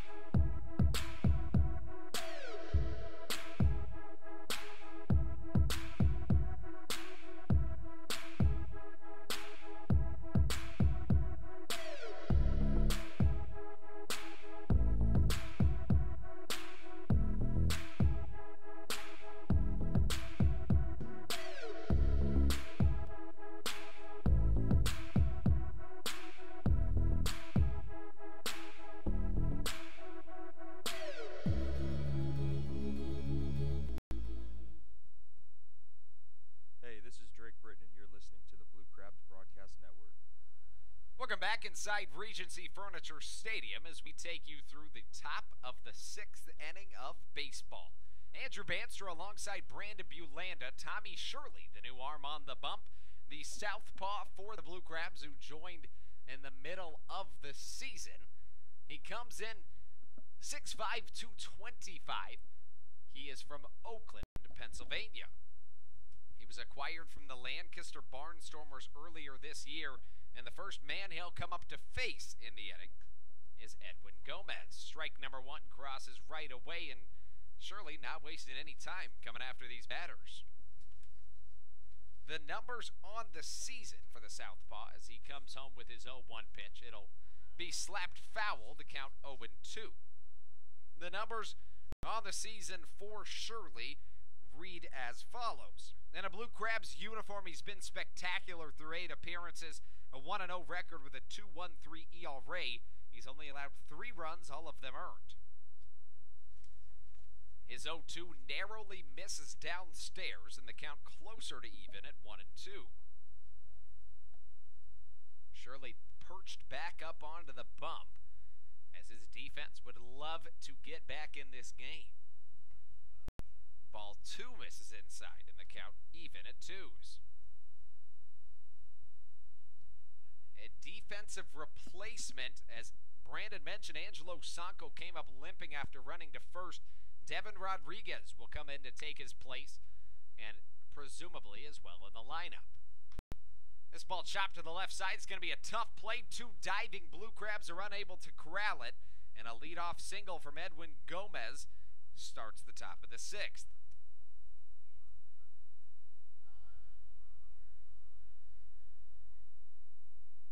That brings up Daniel Aldrich. Aldrich has 2 of the 6 Road Warriors hits on the night. He has a solo shot, which scored a first run of the game. He later had a single in the 4th. It's going to be a lefty-lefty matchup against him, though, and that does not play into his hand.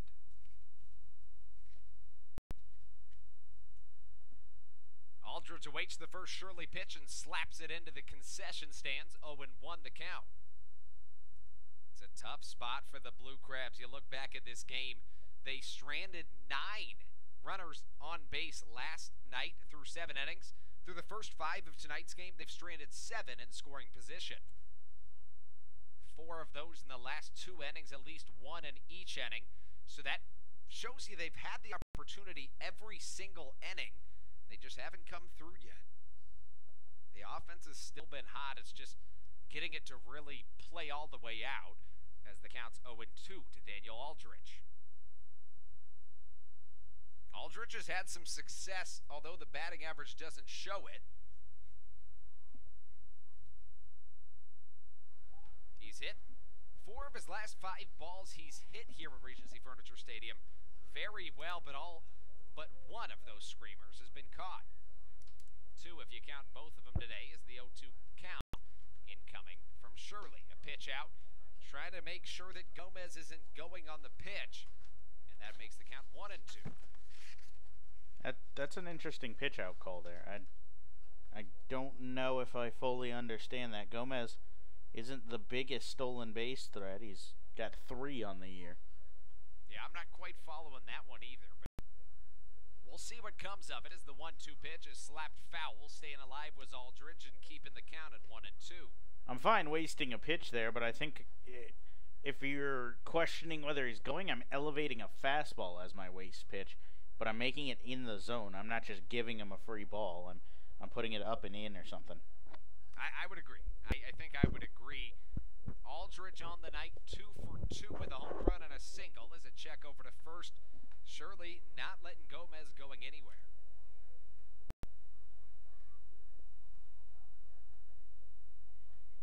The lefty-lefty matchup and a 1-2 count. Aldridge awaits. Shirley checks over to first. Once again, it's back safe easily, and the count stays at 1-2. Against left-handed pitching, Aldridge is actually hitting much better on the season. He's hitting 114 against righties and 231 against lefties. That's interesting. Trying to make that average go down a little bit as here comes the 1-2. It's a bouncing ball that'll get past Jose Gonzalez on strike number 3. Gonzalez unable to get out, but they're going to call him out as first base was occupied, I believe. First base was occupied, so the batter is out, but that's not going to prevent anything from stopping Gomez from advancing. So that puts a runner in scoring position, and the Road Warriors would like to put their 3rd run of the game on the board. For that to happen, Geraldo Valentin has to get his first hit of the ball game.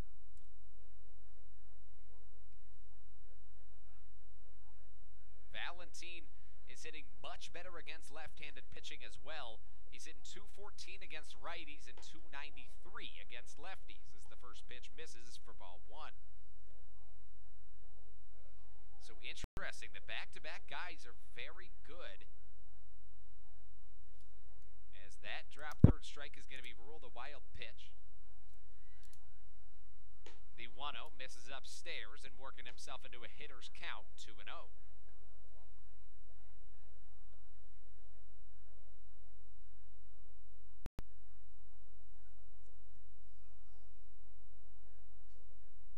Shirley perched up back on the mound, a runner in scoring position. The 2-0 pitch swung on and missed. A beautiful changeup fools the batter.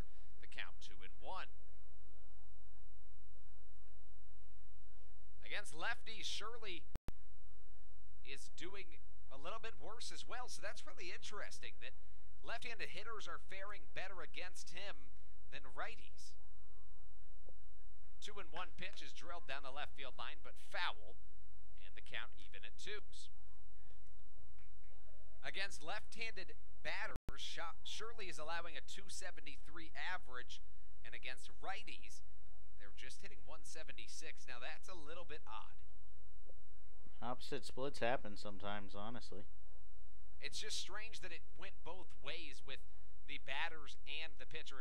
It's just something I haven't seen too often. No, it's not often. It's just it's rare, but you never know. 2-2 still the count as the ball's hit foul from Valentin. Valentin now 2 for his last 24 at the plate with Hermindo Escobar, who's hitting just 196, awaiting on deck. By the way, to keep you updated from earlier, we mentioned that York and Somerset game was in a delay. Well, it is underway now, and York has a run in the very first inning. Sixth pitch is slapped back, so they get a real late start on things. Sugarland and Lancaster started as well. It's not up on Game Live, but if you go to their personal websites, both teams are streaming the game. So it is live, but I don't have a score there. And then Long Island holding a 3-0 lead in the bottom of the 8th there. 2-2 pitch drilled over to the left side. Frank Martinez gets it on a couple of bounces, gives it across the infield, and Devin Rodriguez is able to corral it in the back of his big first baseman for out number 2. Martinez was able to look back Gomez there too and hold him at second. So it would still take a hit and a well-executed base running job on the part of Gomez to score a run here rather than allowing him to move up. That brings up Hermindo Escobar. We mentioned he's 0 for 2 in the game. He's 1 for 6 against the Blue Crabs on the season. He takes a curveball. He was 1 for 2 yesterday in game 1 before having the day off. Picked up a single and struck out. Shirley would love to make him 0 for 3. Final line on Brett Marshall. He went 5 innings, allowed 5 hits, 2 runs, both of them earned as the ball slapped foul into the Blue Crabs dugout. He walked 4 and struck out 3. That'll drop his ERA a little bit. It wasn't, the outing he was looking for, but it wasn't a bad one either. He's not going to get the quality start because he didn't go the 6 innings, but at the end of the day, 5 innings of 2-run ball puts your team in a decent position to win a ball game with some offense. Showing bunt is Hermindo Escobar, and he'll foul it into his own legs. That means it's a foul ball in the count 1 and 2. It's the 3rd time we've seen Escobar square a bunt. I was just about to mention that. That is really confusing that the catcher is thinking about bunting, but it helps the Blue Crabs. That could end up stranding that runner in scoring position. I just don't know why you would bunt with a runner on second and 1 down. I don't see the benefit of it. Get it back to the top of the order? But at the same time, I don't know. I just don't see it. As the ball comes way high and even tighter to Escobar, it narrowly misses him, and we find ourselves... Martinez down at third is about 10 steps easily behind that third base bag. If he lays down a good bunt, which he's not done in any of his 3 attempts, but if he does it successfully one time, it's a hit. You're right, and that's a really tough play for a left-handed pitcher, too. Here comes the 2-2. It'll be swung on and missed downstairs. That could be the inning. Slung down to first, and that'll do it for the Road Warriors in their half of the inning. They Strand 1, he was in scoring position. He reached on a hit. They score no runs. And no errors in the inning for your Blue Crabs. The Blue Crabs will come up with the 7, 8, 9 of the lineup, who will try to strike first in this ballgame for the Blue Crabs. We'll be right back on the Blue Crabs Broadcast Network.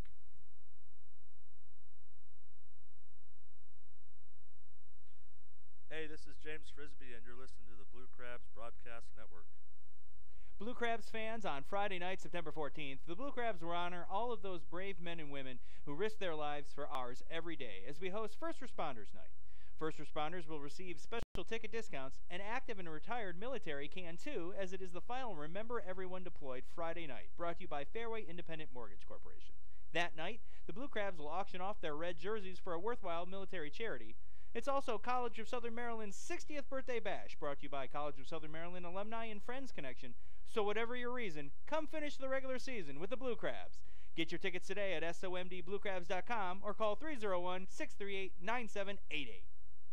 Johns Hopkins Community Physicians offers high-quality primary and specialty care, including family medicine, internal medicine, and pediatrics right here in Charles County and throughout Maryland.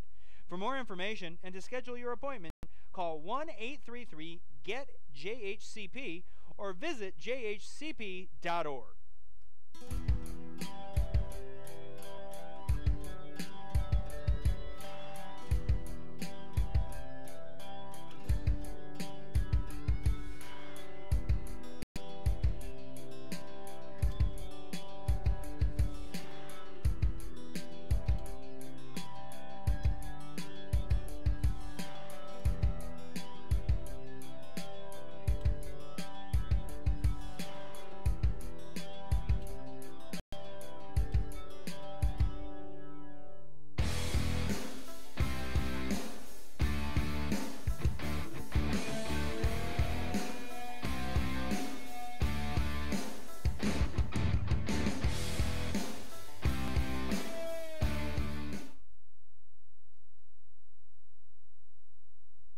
Welcome back inside the Blue Crabs Broadcast Network. Andrew Banster alongside Brandon Bulanda to take you through the bottom of the 6th inning.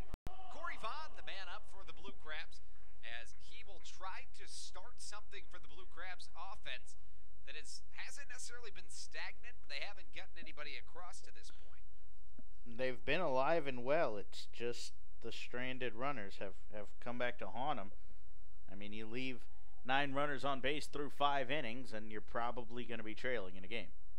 7 of those were left in scoring position as Jose Ortega, the new arm on the mound for the Road Warriors, 5'11", 165 pounds out of Caja Seca, Venezuela. Ortega on the season, this is his 35th appearance. He's 0-1 with a 4.84 ERA. Big strikeout guy, almost won an inning. He's got 33 and 35 and a third. He'll look into the 0-2 to Vaughn. Ortega pitched 3 years in the MLB. As this ball sent deep to left field, it has a shot. Could it get out? It does not quite get out as it hits off the top of the wall. It's hit so hard that Vaughn's speed doesn't almost even get him to second base. It ends up getting him there, and a leadoff double has the Blue Crabs in business. So they got a runner in scoring position again. They got Caceres out of the game this time. He's been so good with runners in scoring position tonight, but with him gone, maybe, just maybe, we can cash in a run here. With Vaughn already on, Ortega has been incredibly unsuccessful against the Blue Crabs this season. Against Southern Maryland, he's got a 16.20 ERA. He's given up 7 runs, 6 of them earned in 3 1/3 innings. Jose Gonzalez would like to take that ERA and take it up a notch. They score 2-0 each team with a 6-hit column. 1 error for the Blue Crabs, none for the Road Warriors. Ortega's first pitch causes Gonzalez to swing through it. The count 0-1. Final line for Caceres. He's 5 innings, 4 hits, no runs. He walked 4, struck out 7, and all 7 of them came with runners in scoring position. Ortega threw with the Tigers for 3 years. He appeared in 14 games. Gonzalez takes a pitch on the inner half to even the count at 1s. It's crazy to think that he pitched in just 14 games, but you can say he spent 3 years with the Tigers. It is. It is. He threw in 2 games his first year, 11 in the next season, and 1 in his final season. In 2012, he went 2 2/3, only allowed 1 run. His best year was 2013. He threw in 11 games and had a 3.86 ERA. Ortega comes home, and Gonzalez dances out of danger at a curveball in the inner half. 2-1 the count. You wonder why that's all the action he got when you look at the numbers at the end of the day. He pitched solidly well in Detroit. A 3.86 ERA isn't great out of the bullpen, but it's lower than a lot of guys I see on rosters right now. I agree. It is weird how some guys you look back at as the ball is slapped back into the screen, the count 2-2, but a lot of guys have great ERAs. I mean, you look at Drake Britton, for example. He had 7 scoreless games in his last season with the Red Sox. I think what it is for Ortega, he appeared in 1 game in 2014. He went 1 1/3. He allowed 4 runs because he walked 4 batters. He didn't allow a hit, but he allowed 4 runs to score. I don't know how that quite adds up, but that's what it says. Anyways, the count 2-2. Jose Gonzalez takes a pitch down low to load the count at 3 balls and 2 strikes. I don't think that quite adds up. He didn't allow any hits. He allowed 4 runs, all of them earned, and he walked 4. Anyways, They must have pulled him, and somebody gave up a bomb or something. That makes sense. Yeah, it makes sense. He must have walked to the bases loaded, walked in a run, and then they yank him, and the guy gives up everything that he owned. That makes sense. As he will draw another one of those walks here. Jose Gonzalez draws the count full, and now a walk puts 2 on with none down. Francisco Rosario up to the plate for the Blue Crabs. But yeah, this just sparked something in my head. But a guy, I saw something on him yesterday. Kyle Farnsworth, a hard-throwing righty. You might remember him from back in the day. I do. But his career ERA is a 4.26 at the big leagues. The reason I mentioned him, I actually saw he's playing semi-professional football. He's playing in like one of the arena leagues or something now. I heard about that. At age 42, he switched to football, and I saw a video of that happening yesterday. But his career ERA is higher than anything Ortega ever did. That is interesting. It is strange as Vaughn almost gets tossed out trying to get back to second. They had a bunt on there, a sacrifice bunt, and Rosario ended up pulling back on the pitch out of the zone. Vaughn, not wanting to get thrown out, got a big secondary, and when the pitch ended up missing too far outside, Escobar popped up and threw behind Vaughn, and it almost got him. Luckily for the Blue Crabs, it didn't. As Rosario will dig back into his left-handed batter's box. I expect the bunt to still be on here, though. So does the third baseman, Edwin Gomez. We'll have to see if it does. Here comes the bunt. Rosario pulls back again, and the count 2-0. I know you've got a hitter's count here, but you've got to continue to lay that bunt down. You can't relent now just because he's struggling with the strike. Keep squaring and make him get something off of your bat. Especially with Strasburger coming up. He's been real hot in this little homestand. We'll see if he ends up getting up with the bases loaded or at least runners in scoring position. Rosario not showing bunt. The pitch misses outside, and the count goes to 3-0. The Blue Crabs have stranded 5 runners in the past 2 innings. They don't want to strand anybody in this inning as they've got 2 on with none down. Jose Ortega on the mound and Francisco Rosario at the plate.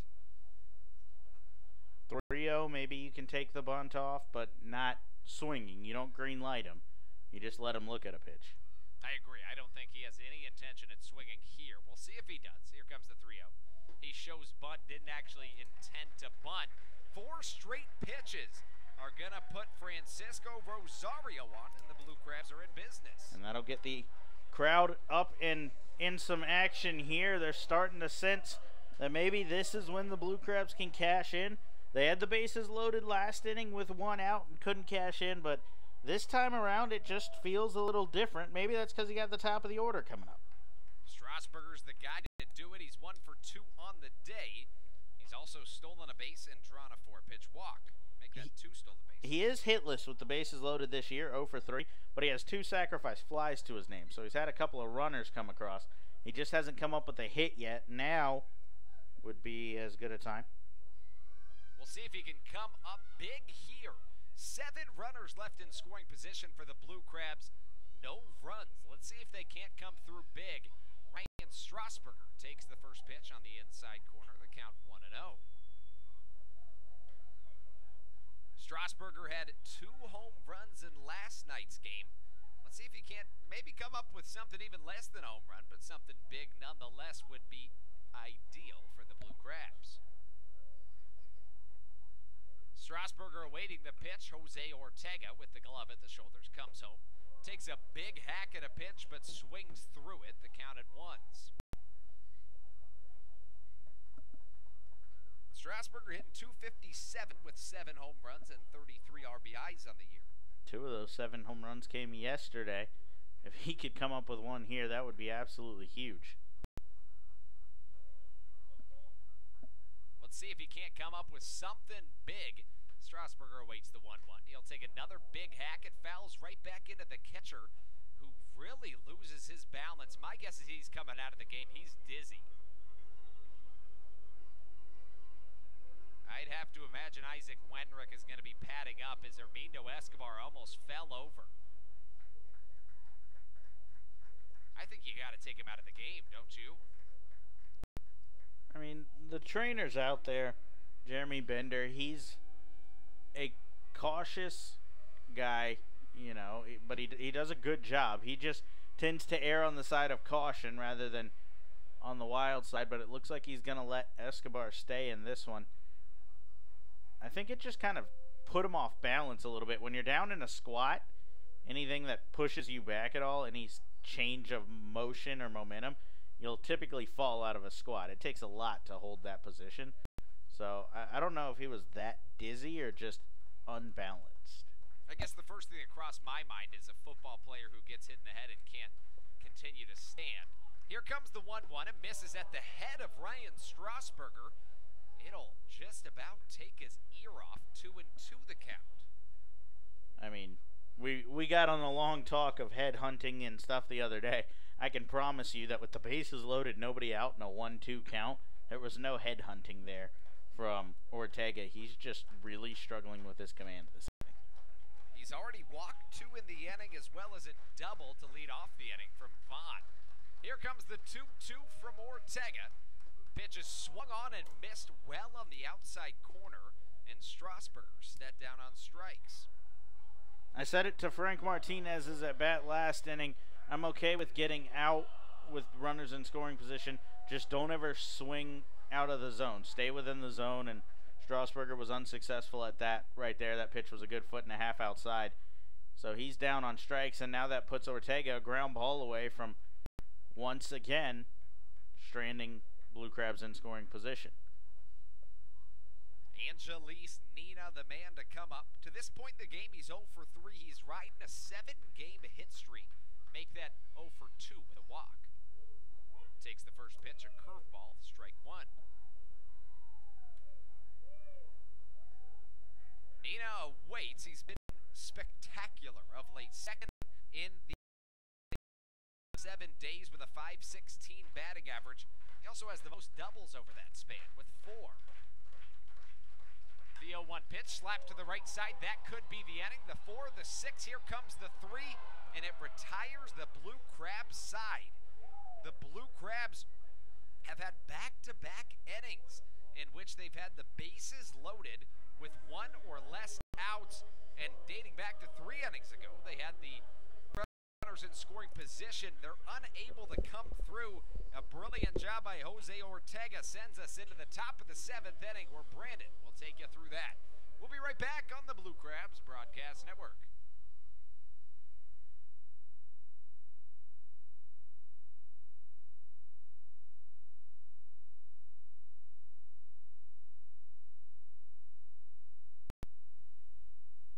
Blue Crabs fans, every season we can't do it without you. So on Sunday, September 16th, for the regular season finale, it's Fan Appreciation Day.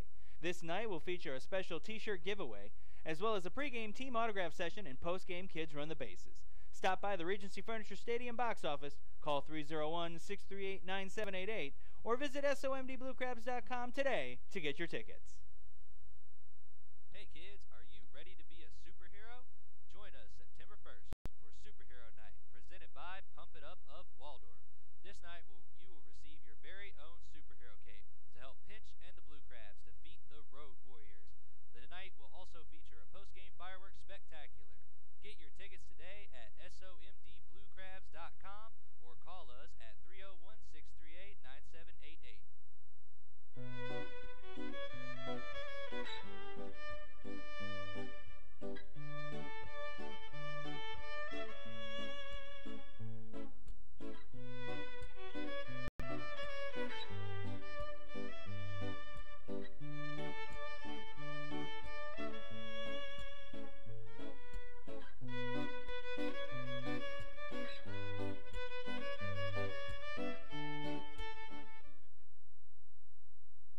Hey, this is David Wayne Russo, and you're listening to the Blue Crabs Broadcast Network. Welcome back inside Regency Furniture Stadium. We are here to take you through the top of the 7th. Tommy Shirley out for his second inning of work. We're fresh off some disappointment if you're a Blue Crabs fan. They have not allowed they haven't scored a run in this ball game. They have stranded a total of 9 runners in scoring position. Shirley's first pitch catches the inside corner, 0-1 the count to the leadoff hitter, Osvaldo Martinez.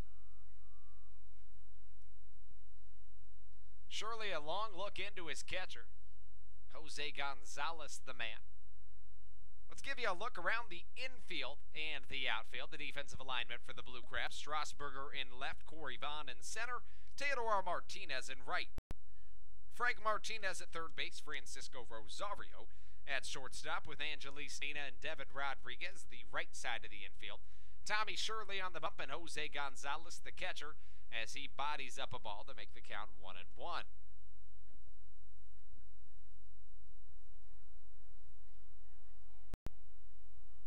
Shirley now ready for the 1-1 delivery. Osvaldo Martinez, the former Miami Marlin, awaits the pitch. This pitch slapped straight back into the screen, and the count 1-2. Get through this inning and set up your bullpen. You've got Epley available, no doubt. He didn't pitch at all yesterday, so he can go today and tomorrow prior to the off day Monday without question. So he's got the 9th. You just really got to get through the 8th and Shirley through the 7th inning. Pitch misses upstairs. The count 2-2. So the Blue Crabs in 6 innings of offense last night stranded 9 total runners on base, 9 in scoring position through the first 6 tonight. The offense has still been hot. It's brewed over to today. The only difference is they haven't been able to come through as the count runs full. 3-2. It's been the big hit that's missing. That's all. Everything else has been there, just the big hit.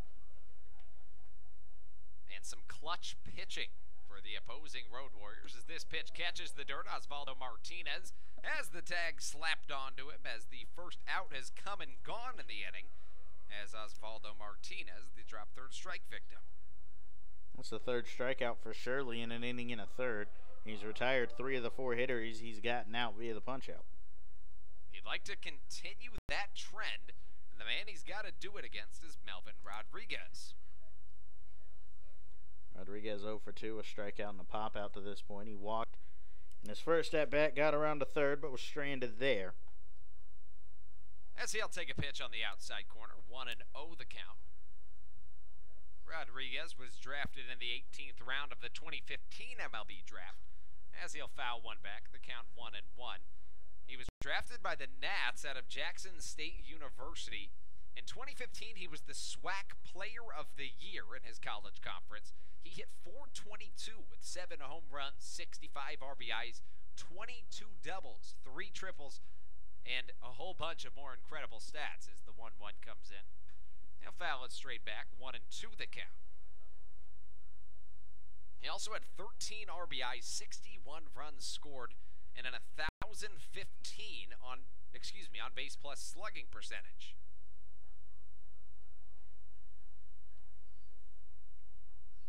Shirley, the glove over the head. Here it comes on the 1-2. He'll slap this one foul. It's going to be a souvenir for a fan. Luckily, it didn't take a fan's head off, and the count 1-2.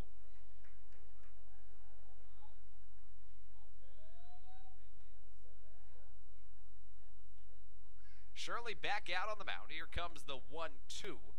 Shirley was a late acquisition mid-season. This pitch swung on and missed in the 4th strikeout in 1 2/3 innings off the hands of Tommy Shirley. He's got it going through his part to this point. What's crazy about all those numbers you rattled off about Rodriguez is he didn't even really get a chance in the Nationals organization. He went to low A for 35 games in 2015, which was the year he was drafted, and then was released and never went back. Yeah, I was thinking that too. It was confusing. He was so good. He was drafted, not necessarily late. He goes straight to low A and never makes it any farther. Is the count 0-1 to Jose, make that Jorge Fernandez. He had a breakout year in 2016, did Melvin Rodriguez, is the count 0-2.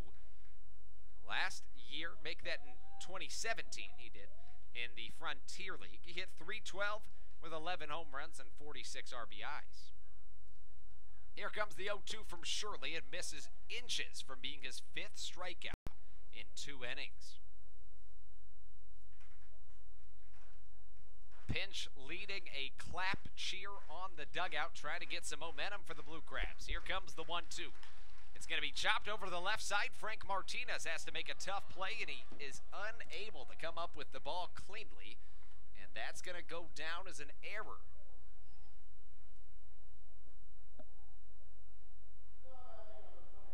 The second error on the evening from Frank Martinez is going to bring up yet another batter. This time it's Jose Ruiz, who's 0 for 1 with 2 walks in the ballgame.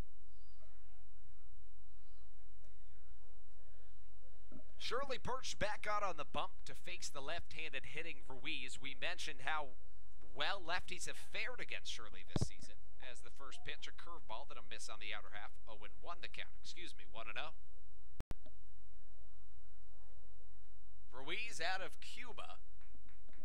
A veteran player, too. He played starting at the age of 18 in the Cuban National Series. He played 2003 through 2009 with Santiago de Cuba.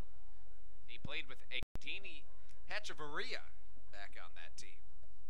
Hector Oliveira as well, a former top prospect, we'll say, and former Atlantic Leaguer as well. He was a big acquisition for the Atlanta Braves a while back.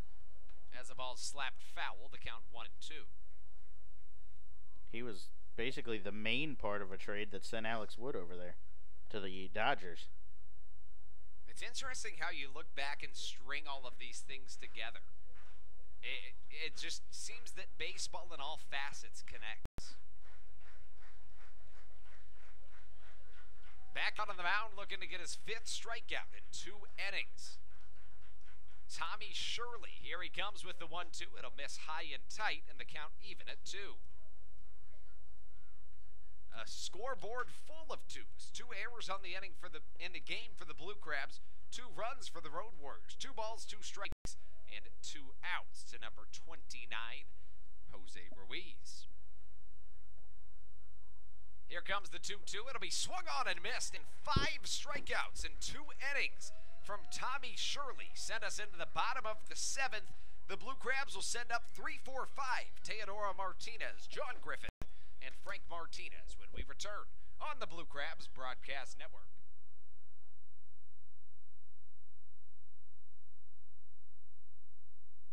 Dr. Milu and the courteous and professional staff at Cancer and Blood Disorders Treatment Center in Waldorf want you to know that for cases of cancer and blood disorders such as anemia, leukemia, and lymphoma, you don't have to travel all the way to D.C. or Baltimore to get high-quality, compassionate care close to home. Established in 1995, Cancer and Blood Disorders Treatment Center offers expertise, experience, and the highest standards needed for successful treatment of cancer and blood disorders. Dr. Milu is excited to be a part of the Blue Crabs family as the new sponsor of the Silver Sluggers program and games for the 2017 season. For more information or to schedule a consultation, call 301-638-1000 or visit cancerandblooddisorderscenter.com. This is Devin Rodriguez from the Southern Maryland Blue Crabs. Join us every Tuesday home game as we turn to with our new Double Play Tuesdays. These nights, tickets are buy one, get one free in the box office, as well as buy one, get one on select items at the concession stands. For more information or to get tickets today, please visit us online at somdbluecrabs.com or call us at 301-638-9788.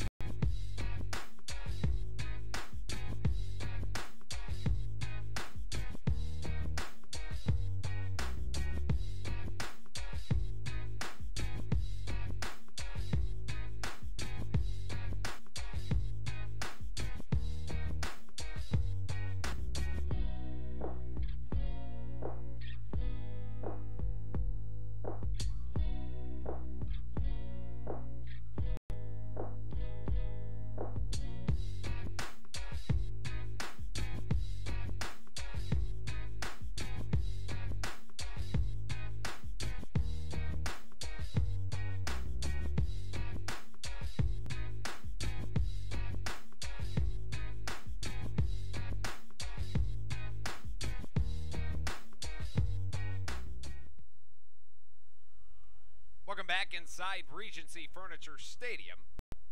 We take you into the bottom of the 7th inning with Tommy Shirley having pitched a gem of a couple of innings. He went 2 innings and struck out 5 batters.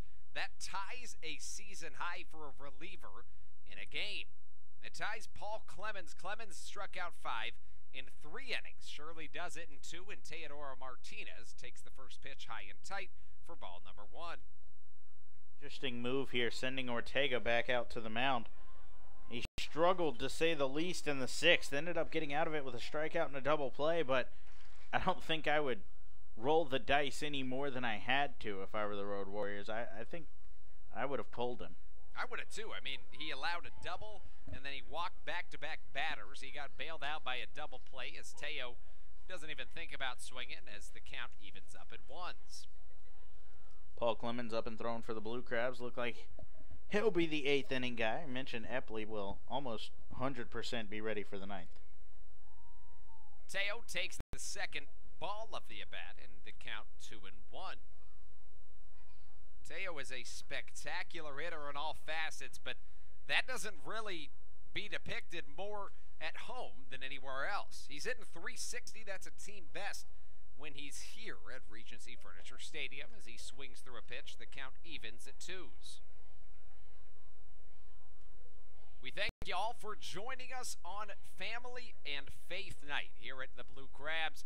We're in the bottom of the 7th, each team with 6 hits. The Blue Crabs with a pair of errors, none for the Road Warriors, and the Blue Crabs have had a runner in scoring position in every single inning, but they've stranded them all. 9 runners left in scoring position as Teo swings through strike number 3. And that will be the second, make that the first victim of the inning. Second strikeout by Ortega. John Griffin, the next man up to bat. The power-hitting right-hander is 0 for 2 on the day. He was hit by a pitch in the 5th. Despite almost always doing the designated hitting for the Blue Crabs, in 2016, John Griffin was an all-defensive selection in the Atlantic League. First pitch from Ortega. Here it comes. It's hit hard over to the left side, just foul and into the Blue Crabs bullpen. A nice play by Sam Runyon. Keeps it from the bullpen itself, and the count 0-1.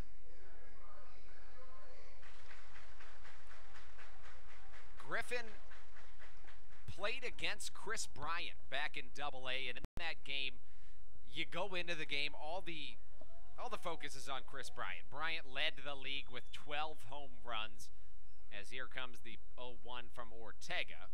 Griffin takes inside, the count 1-1, but in that game, all the excitement was about Chris Bryant. Bryant led the league in home runs. Griffin had no home runs coming into the game, but by the time everybody left the stadium that day, nobody was talking about anybody but John Griffin. He had 4 home runs and 4 at-bats in that game. And what did he do the next day in his first at-bat? Well, he hit a home run. 5 in a row, and everybody was talking about John Griffin as the count 2-1.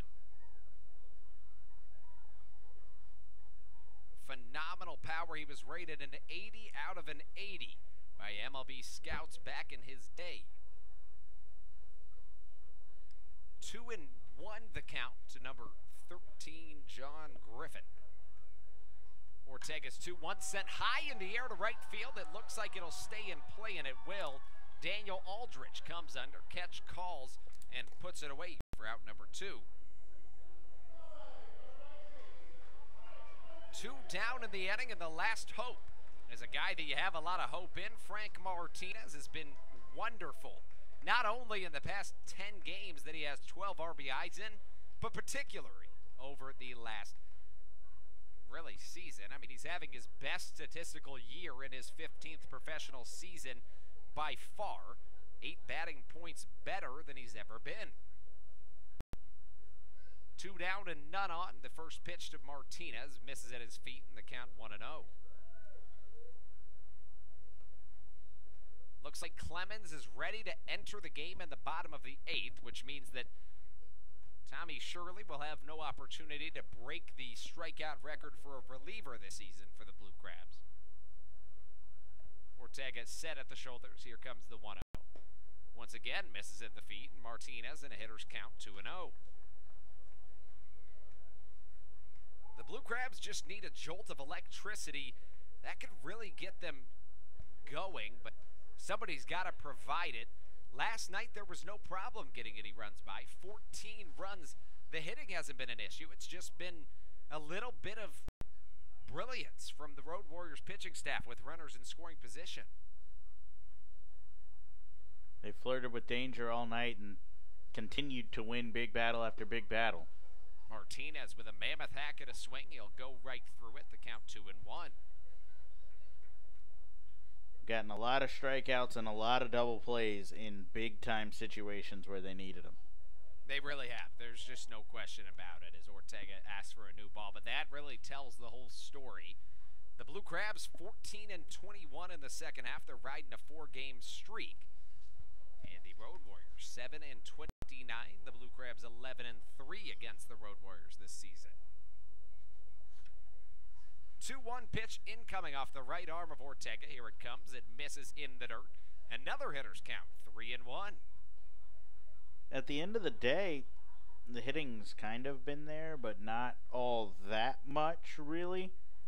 It's mostly been the walks. They've drawn 6 walks on the game and stranded those guys. Martinez takes on the outside corner to load us up at 3 balls and 2 strikes. When you look at the hits column and it says 6, you're not all that excited about it. But when you realize that you add 6 walks and a hit by pitch to that, you've got 13 guys on base and nothing to show for it. Payoff pitch incoming from Jose Ortega. Here it comes, and it'll miss on the outside corner. The 7th walk drawn by a Blue Crab in the ballgame will put the first runner on of the inning to bring up Devin Rodriguez. So then now the big question is, how is Frank Martinez going to get into scoring position? Because the Blue Crabs haven't gone an inning without somebody getting to scoring position. So how do they get him over there? That's going to be the pressing question. The Blue Crabs have now easily broken their single game record for the most walks in a game. Before now, they had done it a couple times with 5 walks drawn in a game. 7 easily breaks the threshold as Devin Rodriguez looks for any way to get on. He'd take a walk, but he'd prefer a hit as he's got some of the most doubles in all of the Atlantic League. Rodriguez subbed in earlier in this ballgame, so this his first at bat as the first pitch misses upstairs, and the command issues come back to hurt Ortega once again.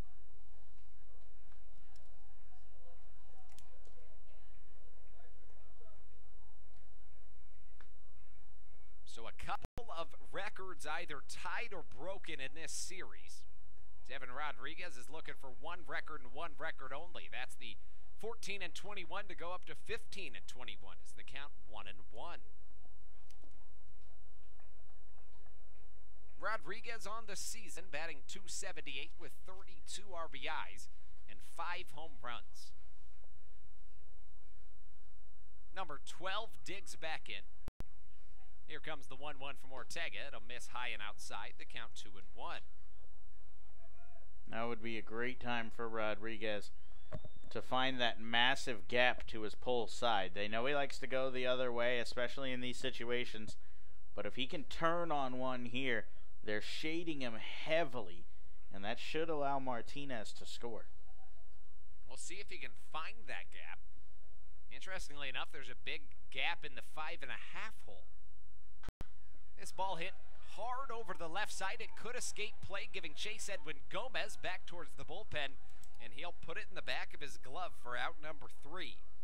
That's how we get through 7 innings of baseball played. The score 2-0. Each team with 6 hits. No errors for the Road Warriors and 2 for the Blue Crabs. Send us into the top of the 8th. The Blue Crabs are going to send Paul Clemens to the bump when we return on the Blue Crabs Broadcast Network.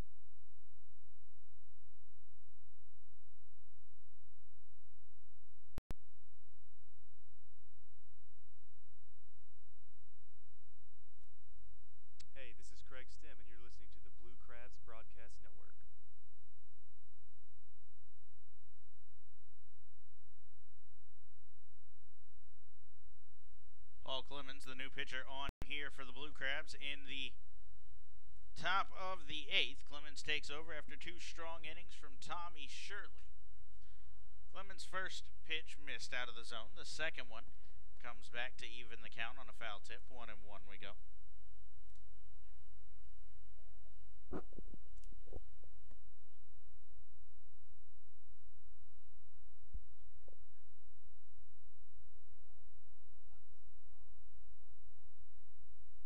Clemens works out of the windup with the bases empty, kicks and delivers. A 1-1 pitch misses outside, and the count at 2 balls and 1 strike.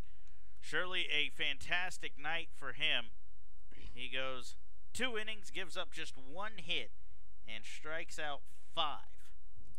He tied Paul Clemens for the most strikeouts by a reliever in a game. Clemens' numbers on the year. The ball's hit foul.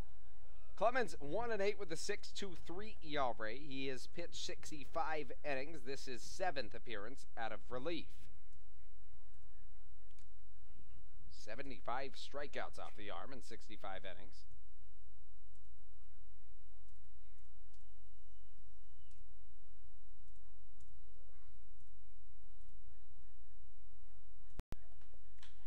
Two is pushed towards the right side. Nina moving to his right. It's going to kick off his glove. That should go down as an error on the second baseman, and it will. Nina very sure gloved, so that's not something you're going to see very often. Looked like he tried to throw that one before he had it. Honestly, if I had to diagnose what went wrong there, he was moving to his more uncomfortable side, frankly. You're used to backhanding as an infielder for the most part.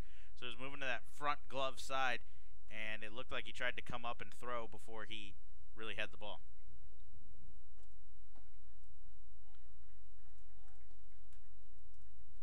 First pitch here misses to Edwin Gomez. The switch hitter moves back around to the left side of the plate after batting from the right side against Tommy Shirley in his last at bat. He actually got the only hit Shirley allowed.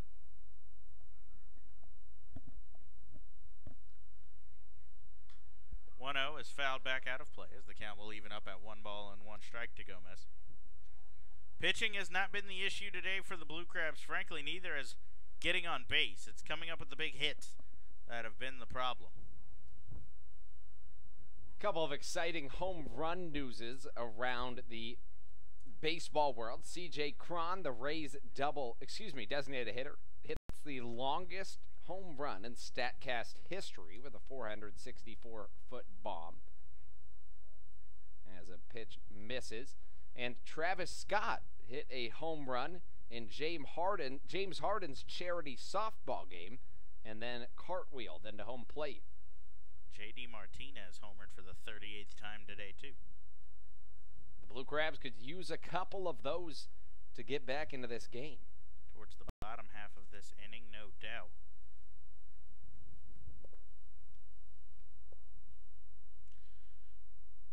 Breaking ball here on the 1-2 from Clemens as that'll dip too far down and inside, and the count will go to 2-2. Mentioned the scores of those early games earlier. Rest of the MLB just reaching the 8th inning or so of their games. Braves with a 3-1 lead over the Cubs. Marlins 4-2 over the Nats. Reds hold a 7-0 lead over the Giants. The Red Sox 5-2 over the Rays. The only two on that C.J. Cron home run you mentioned. As a pop-up to third here in foul ground should be handled by Frank Martinez as he'll make the play for out number 1. Rest of the game's going on. You got Tigers Twins 6-3 in favor of Detroit. Cardinals 6-1 over the Brewers, and a delay in the Angels Rangers game. Flip over to the Atlantic League side of things, and you've got Long Island with the victory, a 2.5-hour game, very short there. 3-0 the score. York with a 3-0 lead over the Somerset Patriots. The Revs put up 2 in the first and 1 in the third there. Blue Crabs chasing the Revs, the Barnstormers, and the Skeeters. They're 3 games back of York, 6 back of Lancaster, and 10 back of Sugar Land for the division lead. So a win here is crucial tonight to get back in the race. As the fastball is blown by Daniel Aldrich, and the count at 0-1. There's 6 outs left. You've got to use them effectively. That means moving runners over. It means sacrifice flies, sacrificing yourself. Whatever it takes to get guys to cross. You've gotten them in scoring position all night, but you've got to start cashing in. 0-1 upcoming. Clemens kicks and delivers. It's an elevated fastball, but a little bit high out of the zone as the count will even up 1-1. Aldrich came into this game with 8 hits, make that 10 hits on the year. He has 2 just tonight, one of them a solo shot. You knew Aldrich had the potential. It was about piecing it together, and he got off to a bit of a slow start, but he's gotten it done here as of late. As he takes a massive hack here, but will swing and miss to go to 1-2.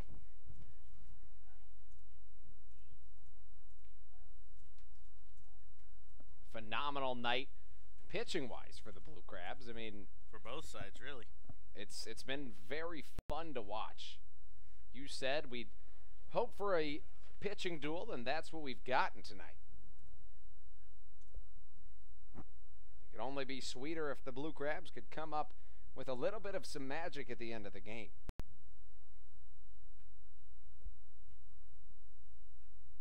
One-two breaking ball is swung on and fouled back out of play. Clemens has been very good out of a relieving role this season. He's really settled in and done a great job.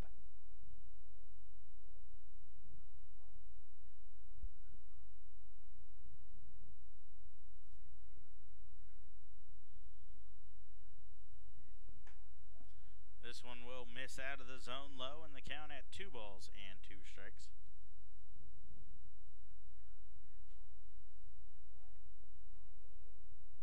Aldrich went to the College of Charleston. We mentioned he won the college home run derby back in the day. He was drafted by the Yankees in 2013. As he'll go down on strikes here.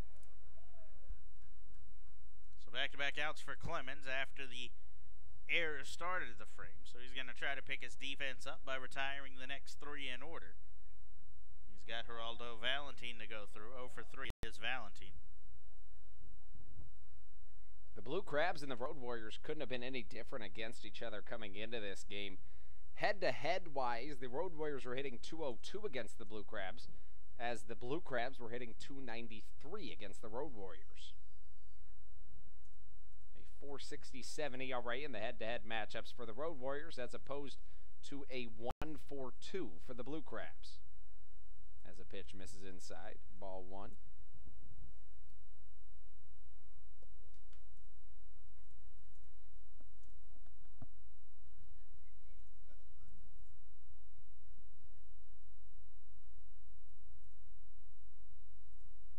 Clemens ready for the 1-0. It's sent out towards right center. Vaughn on the run. This should hang up for the center fielder, as he'll get there and make the catch to retire the side. So Clemens works around the air. No runs on no hits. 1 error. 1 man left on base. And a scoreless frame for Paul Clemens will take us to the bottom of the 8th in the bottom of the Blue Crabs order. 7-8-9 when we come back on the Blue Crabs Broadcast Network. Hilltop Signs and Graphics is the official signage partner of the Southern Maryland Blue Crabs this 2018 season and specializes in custom signage, vehicle wraps and decals, site lighting, and much more. Since 1992, Hilltop's top priority has been providing customers in the DMV area with the highest quality product. Call today at 301-373-7878 to start your project, or visit hilltopsignsmd.com for more information. Hilltop Signs and Graphics, where design, fabrication, and installation is our expertise. Blue Crabs fans, your group of 20 or more can join us all season long with any of our several group hospitality areas at Regency Furniture Stadium. Our spacious and modern amenities can entertain your group starting at just $10 per person. The open-air picnic pavilion, upscale Legends Club, or luxury suites provide the backdrop for great nights at the ballpark. Call group sales at 301-638-9788 for more info or to book your group today.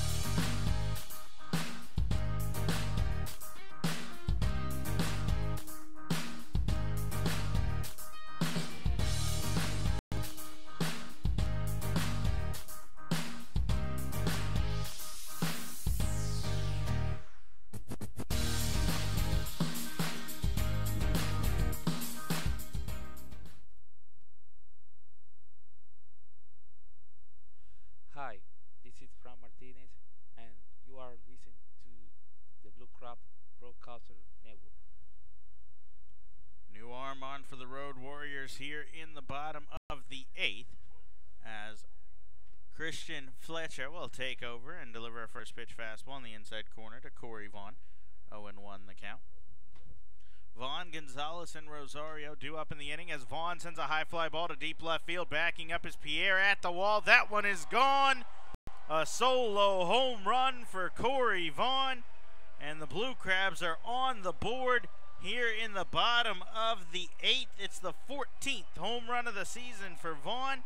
A multi-hit game for him. He's got 3 hits and is a triple away from the cycle. And he's got the speed to finish the cycle. Corey Vaughn providing some electricity for the Blue Crabs. They've stranded runners in scoring position and all over the base paths all night. Vaughn finally says, I've had enough of that. We're not even going to worry about getting on the base pass and being stranded. I'm bringing myself around. So that'll get the crowd back into it. It's a 1-run ball game. And you've got Jose Gonzalez up, who's reached base twice, a single and a walk. Maybe he's starting to see the ball well, too, and can reach. Gonzalez will rip one down the third base line. It's over the head of the third baseman and down into the corner. Gonzalez chugging around first on his way to second. The throw in late as he slides in safely. A double for Jose Gonzalez, and the tying run is in scoring position here with nobody else. Big time plays for the Blue Crabs come out to pan. You mentioned it. If you don't leave runners on, you don't really have a problem. Home runs and doubles do the trick. For Corey Vaughn, he's played 42 less games this season than he did last season, but he's already hit more home runs this season. So look in the dugout right now at Teodoro Martinez. He loves it. Teo was on the top step, even though he's 4 batters away from coming up, jumping up and down, almost breaking the fence as Rosario comes up to bat. You've got to be squaring the bunt here, I think, if you're Rosario. There's the square. Fletcher goes up and in. A very high called strike will put Rosario behind 0-1. And at this point for Rosario, that's the 3rd time in the game that he's really actually intended to square the bunt and pulled back. At a point, you just got to try to put something down. I understand on the first pitch you don't want to foul it up. 0-1. He does get this one down. Gonzalez breaks. Fletcher will throw there. It gets away from the third baseman as Rosario will spin. He'll head to second. He slides in safe, and the Blue Crabs have 2 men in scoring position. That's what a bunt can do. I called for it in the first. I called for it a couple innings ago, but sometimes just putting the ball down can lead the defense to make mistakes. And now the Blue Crabs have the tying run 90 feet away and the winning run in scoring position for the top of the order, and that will get Cody Epley up ready to go in the bullpen. Now I saw Teodoro Martinez this time. He was loving it. He's in the hole, but he doesn't have a helmet. He's picking up baseballs that they're throwing off the field and standing outside pumping up the crowd. That'll bring in a full mound visit. Ellie Rodriguez, the manager, will come out and make the trip to the mound. It looks like he's going to signal to his bullpen.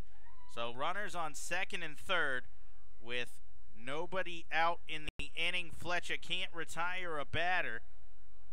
And now the Blue Crabs are in business. We'll get you the details on the new reliever when we come back. Don't go anywhere. It's coming down to the wire here in Southern Maryland on the Blue Crabs Broadcast Network. Fans, is your family or work holiday party looking for a venue this coming fall or winter? Look no further than the newly renovated Legends Club at Regency Furniture Stadium, brought to you by the Blue Crabs. Numerous food and drink options and great flexible features mean the Legends Club will make your event the hit of the season. Call a sales executive today at 301-638-9788 for more information or visit somdbluecrabs.com. TN Bose Heating and Air Conditioning is proud to present Fans for Our Fans at Regency Furniture Stadium once again this 2018 season.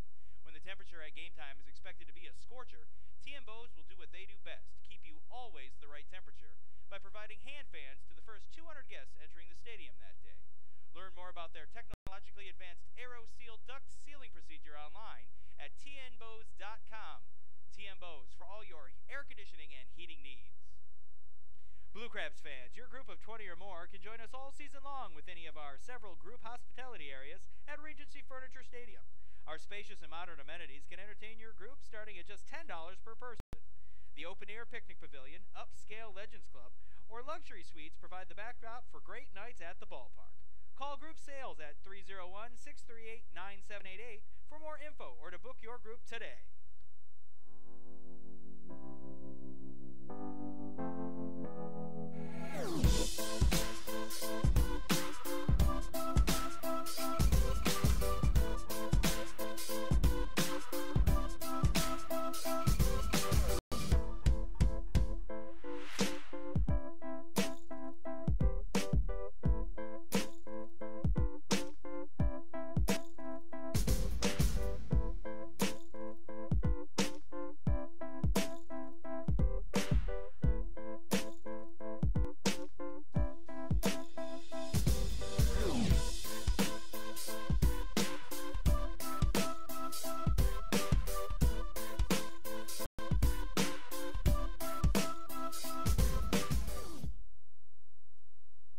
DePaula, the new pitcher on, he inherits a jam.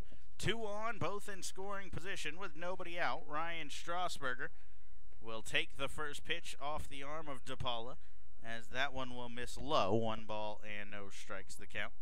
So Fletcher can't get anybody out, as Strasburger fouls one off here to even things up at 1-1. That last play, by the way, to clarify, it'll be ruled a sacrifice fielder's choice, and then an E1 that allows Rosario to move in to scoring position.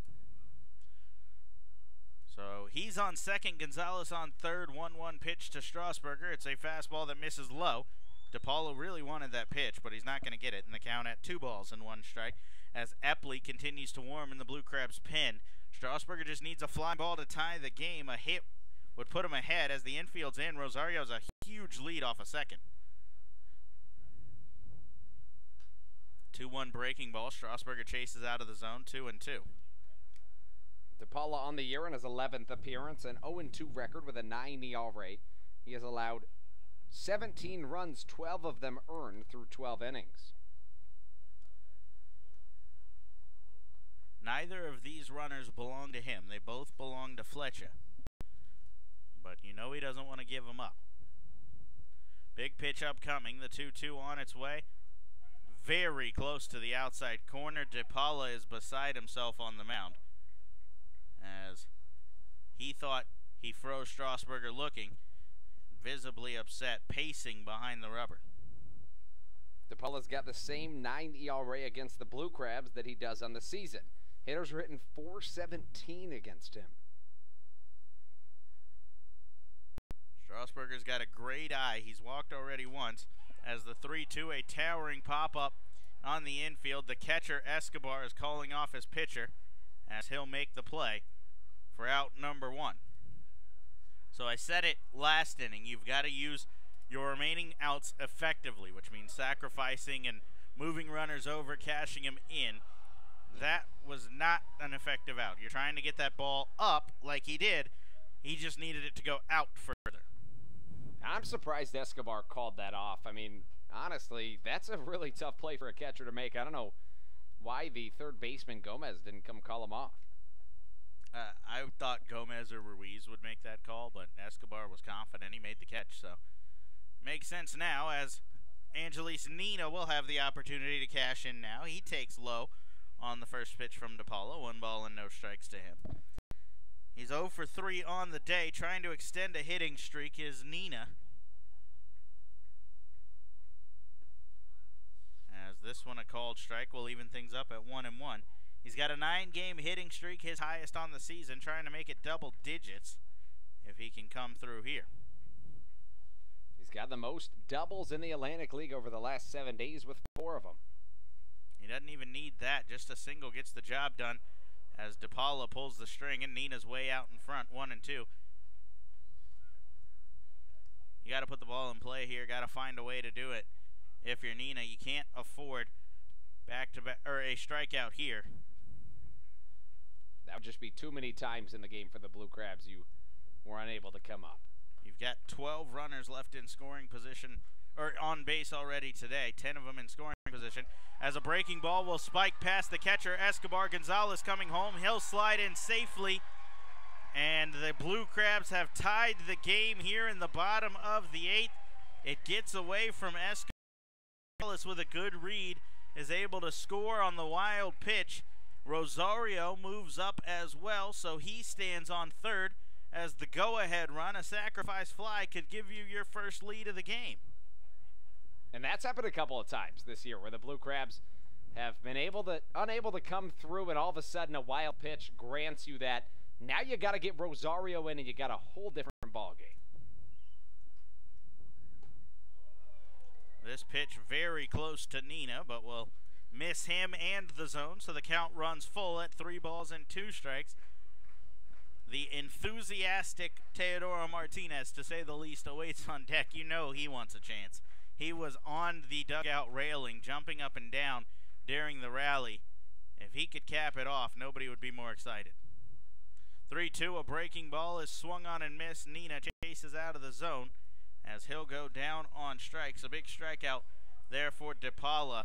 Nina should be on first, but instead he'll drag his bat back to the dugout.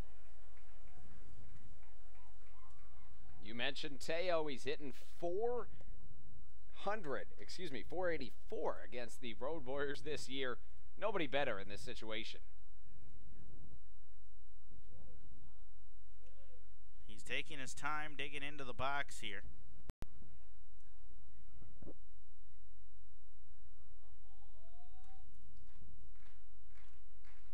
He looks ready to go now as taking the first pitch for a called strike.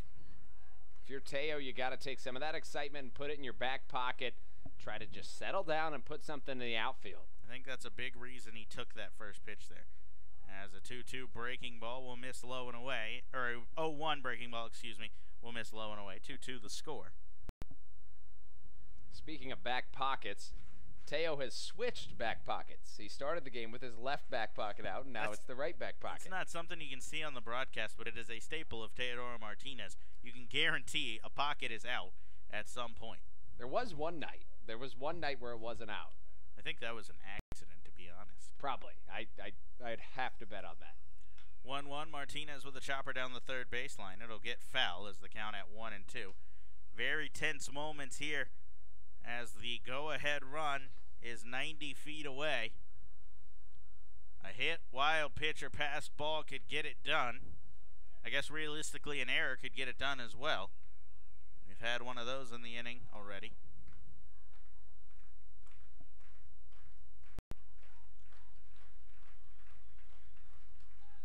Fastball right on it was Teodoro as he fouls it back into the screen. Teo 1 for 3 and a walk on the game. He's got a pair of stolen bases. He was 2 for 4 with 2 RBIs last night. Let's see if he can't get his first tonight. I'll reiterate, nobody would be more excited than Teodoro if he could come through here. 1-2 upcoming. Breaking ball, that one misses low, and the count goes to 2 balls and 2 strikes. Teo brings love to the game. You can just tell he loves playing baseball, and that just it warms your heart. It gives you that feeling like it's the opening day, or it's, the first day when you were a little kid. That's how Teo plays. He has so much passion. 2 balls, 2 strikes, 2 outs. Another breaking ball off the arm of DePaula as that will miss outside the zone. And now the count is full to Teodoro. A hitter's count here. Epley is ready to go in the Blue Crabs bullpen. I think he comes on either way, no matter how this inning ends. No doubt he's got the top of the 9th. As DePaula comes set, kicks and delivers. A breaking ball will miss low and away. Teodoro will take the walk begrudgingly, heading down to first. He wanted to swing, but he won't get the opportunity. It'll come to John Griffin. Griffin's 0 for 3. He was hit by a pitch, but he's got a chance to cash in here. He's got a hitting streak on the line as well. It sits at 6 games. This could be his last chance to extend it. Hopefully he can do it and bring home the go-ahead run. I imagine Nina's going on either the first or second pitch. Teo? Excuse me, Teo. As a breaking ball misses low and away, 1 ball and no strikes. It would make the defense make the longer throw rather than having the fielder's choice option. And you wonder if you don't send Rosario home if Teo goes. And they Depends on what Escobar does, I think. I think so, too. 1-0. Breaking ball misses low, and the count at 2 balls and no strikes. They are holding Teodoro at first, so that changes things a little bit. And you noticed Rosario looking over to Cash Beecham for the signs, so that he's not doing it this time, though. That tells you maybe something's brewing. You've already seen a fake throw to second to throw down to third in this series.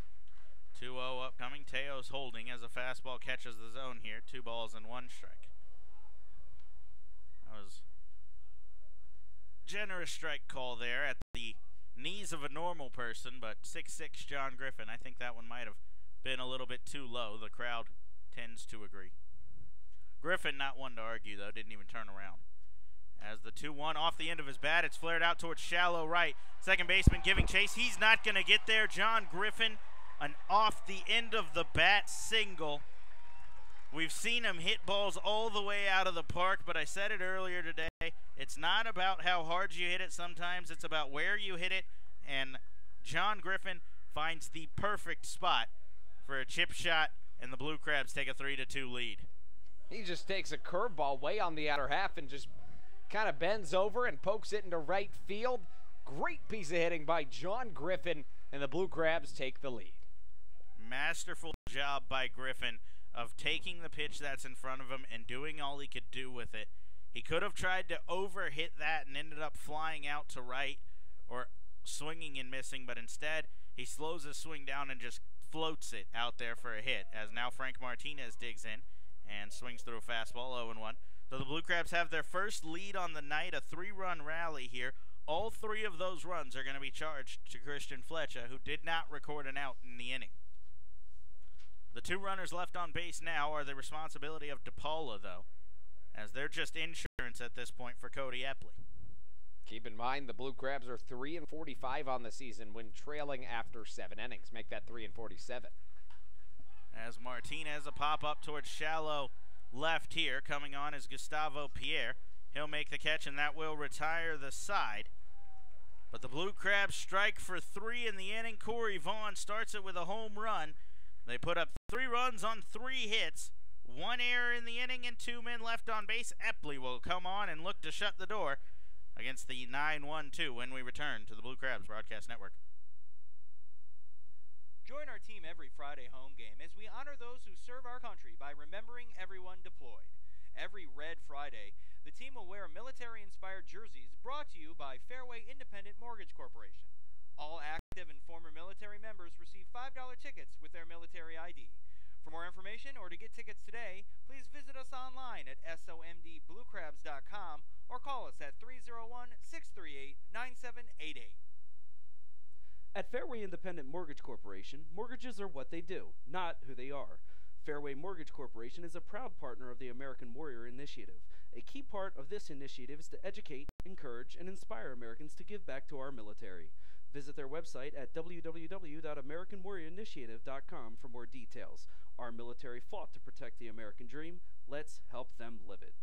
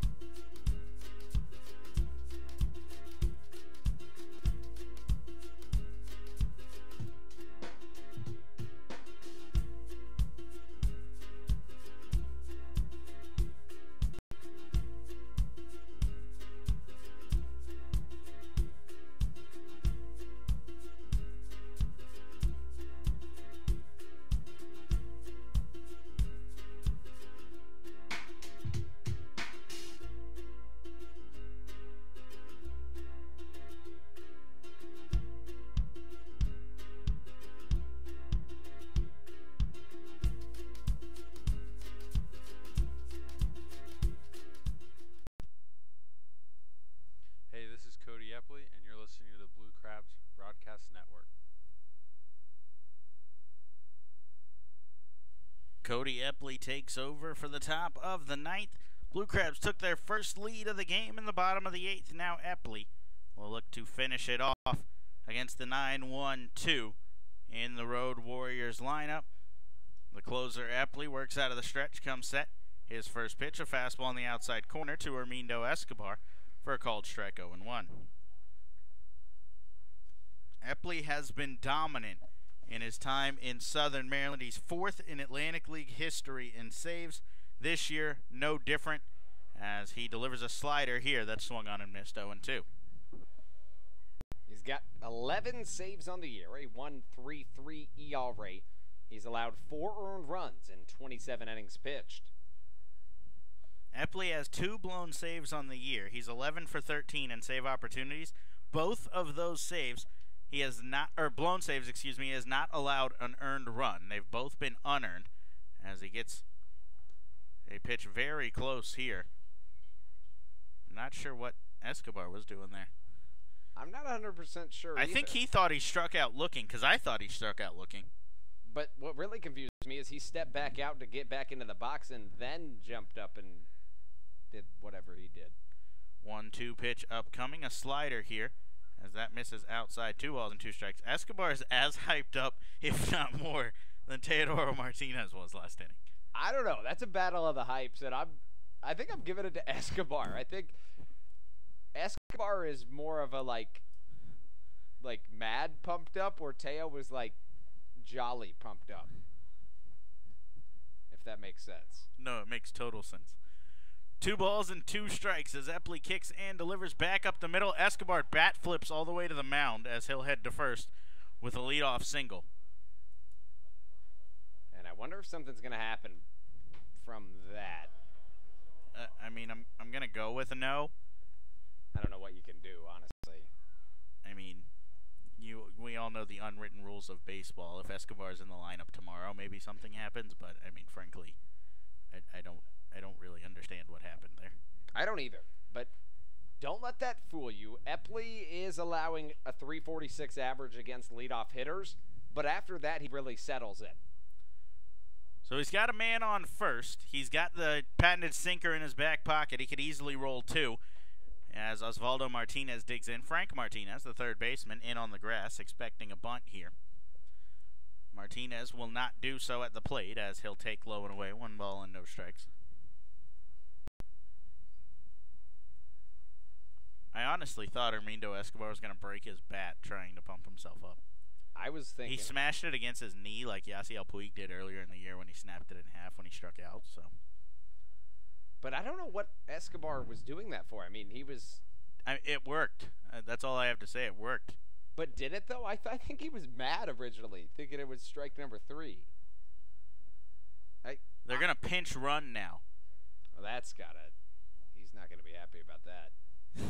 Especially It makes sense. They brought on Matt Hibbert, who has infinitely more speed than the catcher, I'd imagine. But Escobar tried to lay down 3 bunts in this series, so... That's fair. Hibbert hasn't tried to bunt at all, so who's really got more speed? I think Escobar will race Hibbert after this game just to prove that he should have stayed on the paths. But 1 ball and no strikes as Epley comes set.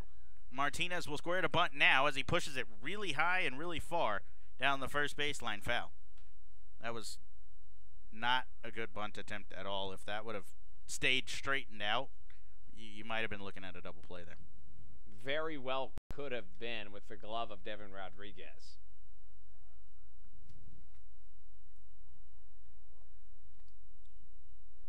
So the count at 1 ball and 1 strike as Epley comes set now. Martinez squaring to bunt again. It's pushed down the first baseline. Rodriguez will pick it up and tag Osvaldo Martinez. But a successful sacrifice bunt will move the runner up to scoring position on the 3 unassisted. And now Melvin Rodriguez will come in. These are the moments that Cody Epley was born to be in. I know this isn't true, but with how good he is, I almost wonder if he just lets the leadoff hitter gets hits so he can make it more challenging. I mean, he's absolutely... I know he doesn't, but it's a figure of speech or something like that. He's absolutely dominant, and it's just so fun to watch him. He's far too much of a competitor to actually do that. But you know what I was trying to say. So Rodriguez in the left-handed batter's box here, as Epley gives a look at second, now kicks and delivers just off the outside corner. 1 ball and no strikes. It's worth keeping an eye on Hibbert. You've seen Epley give a look a couple of times. Hibbert 10 for 14 in stolen base attempts this year.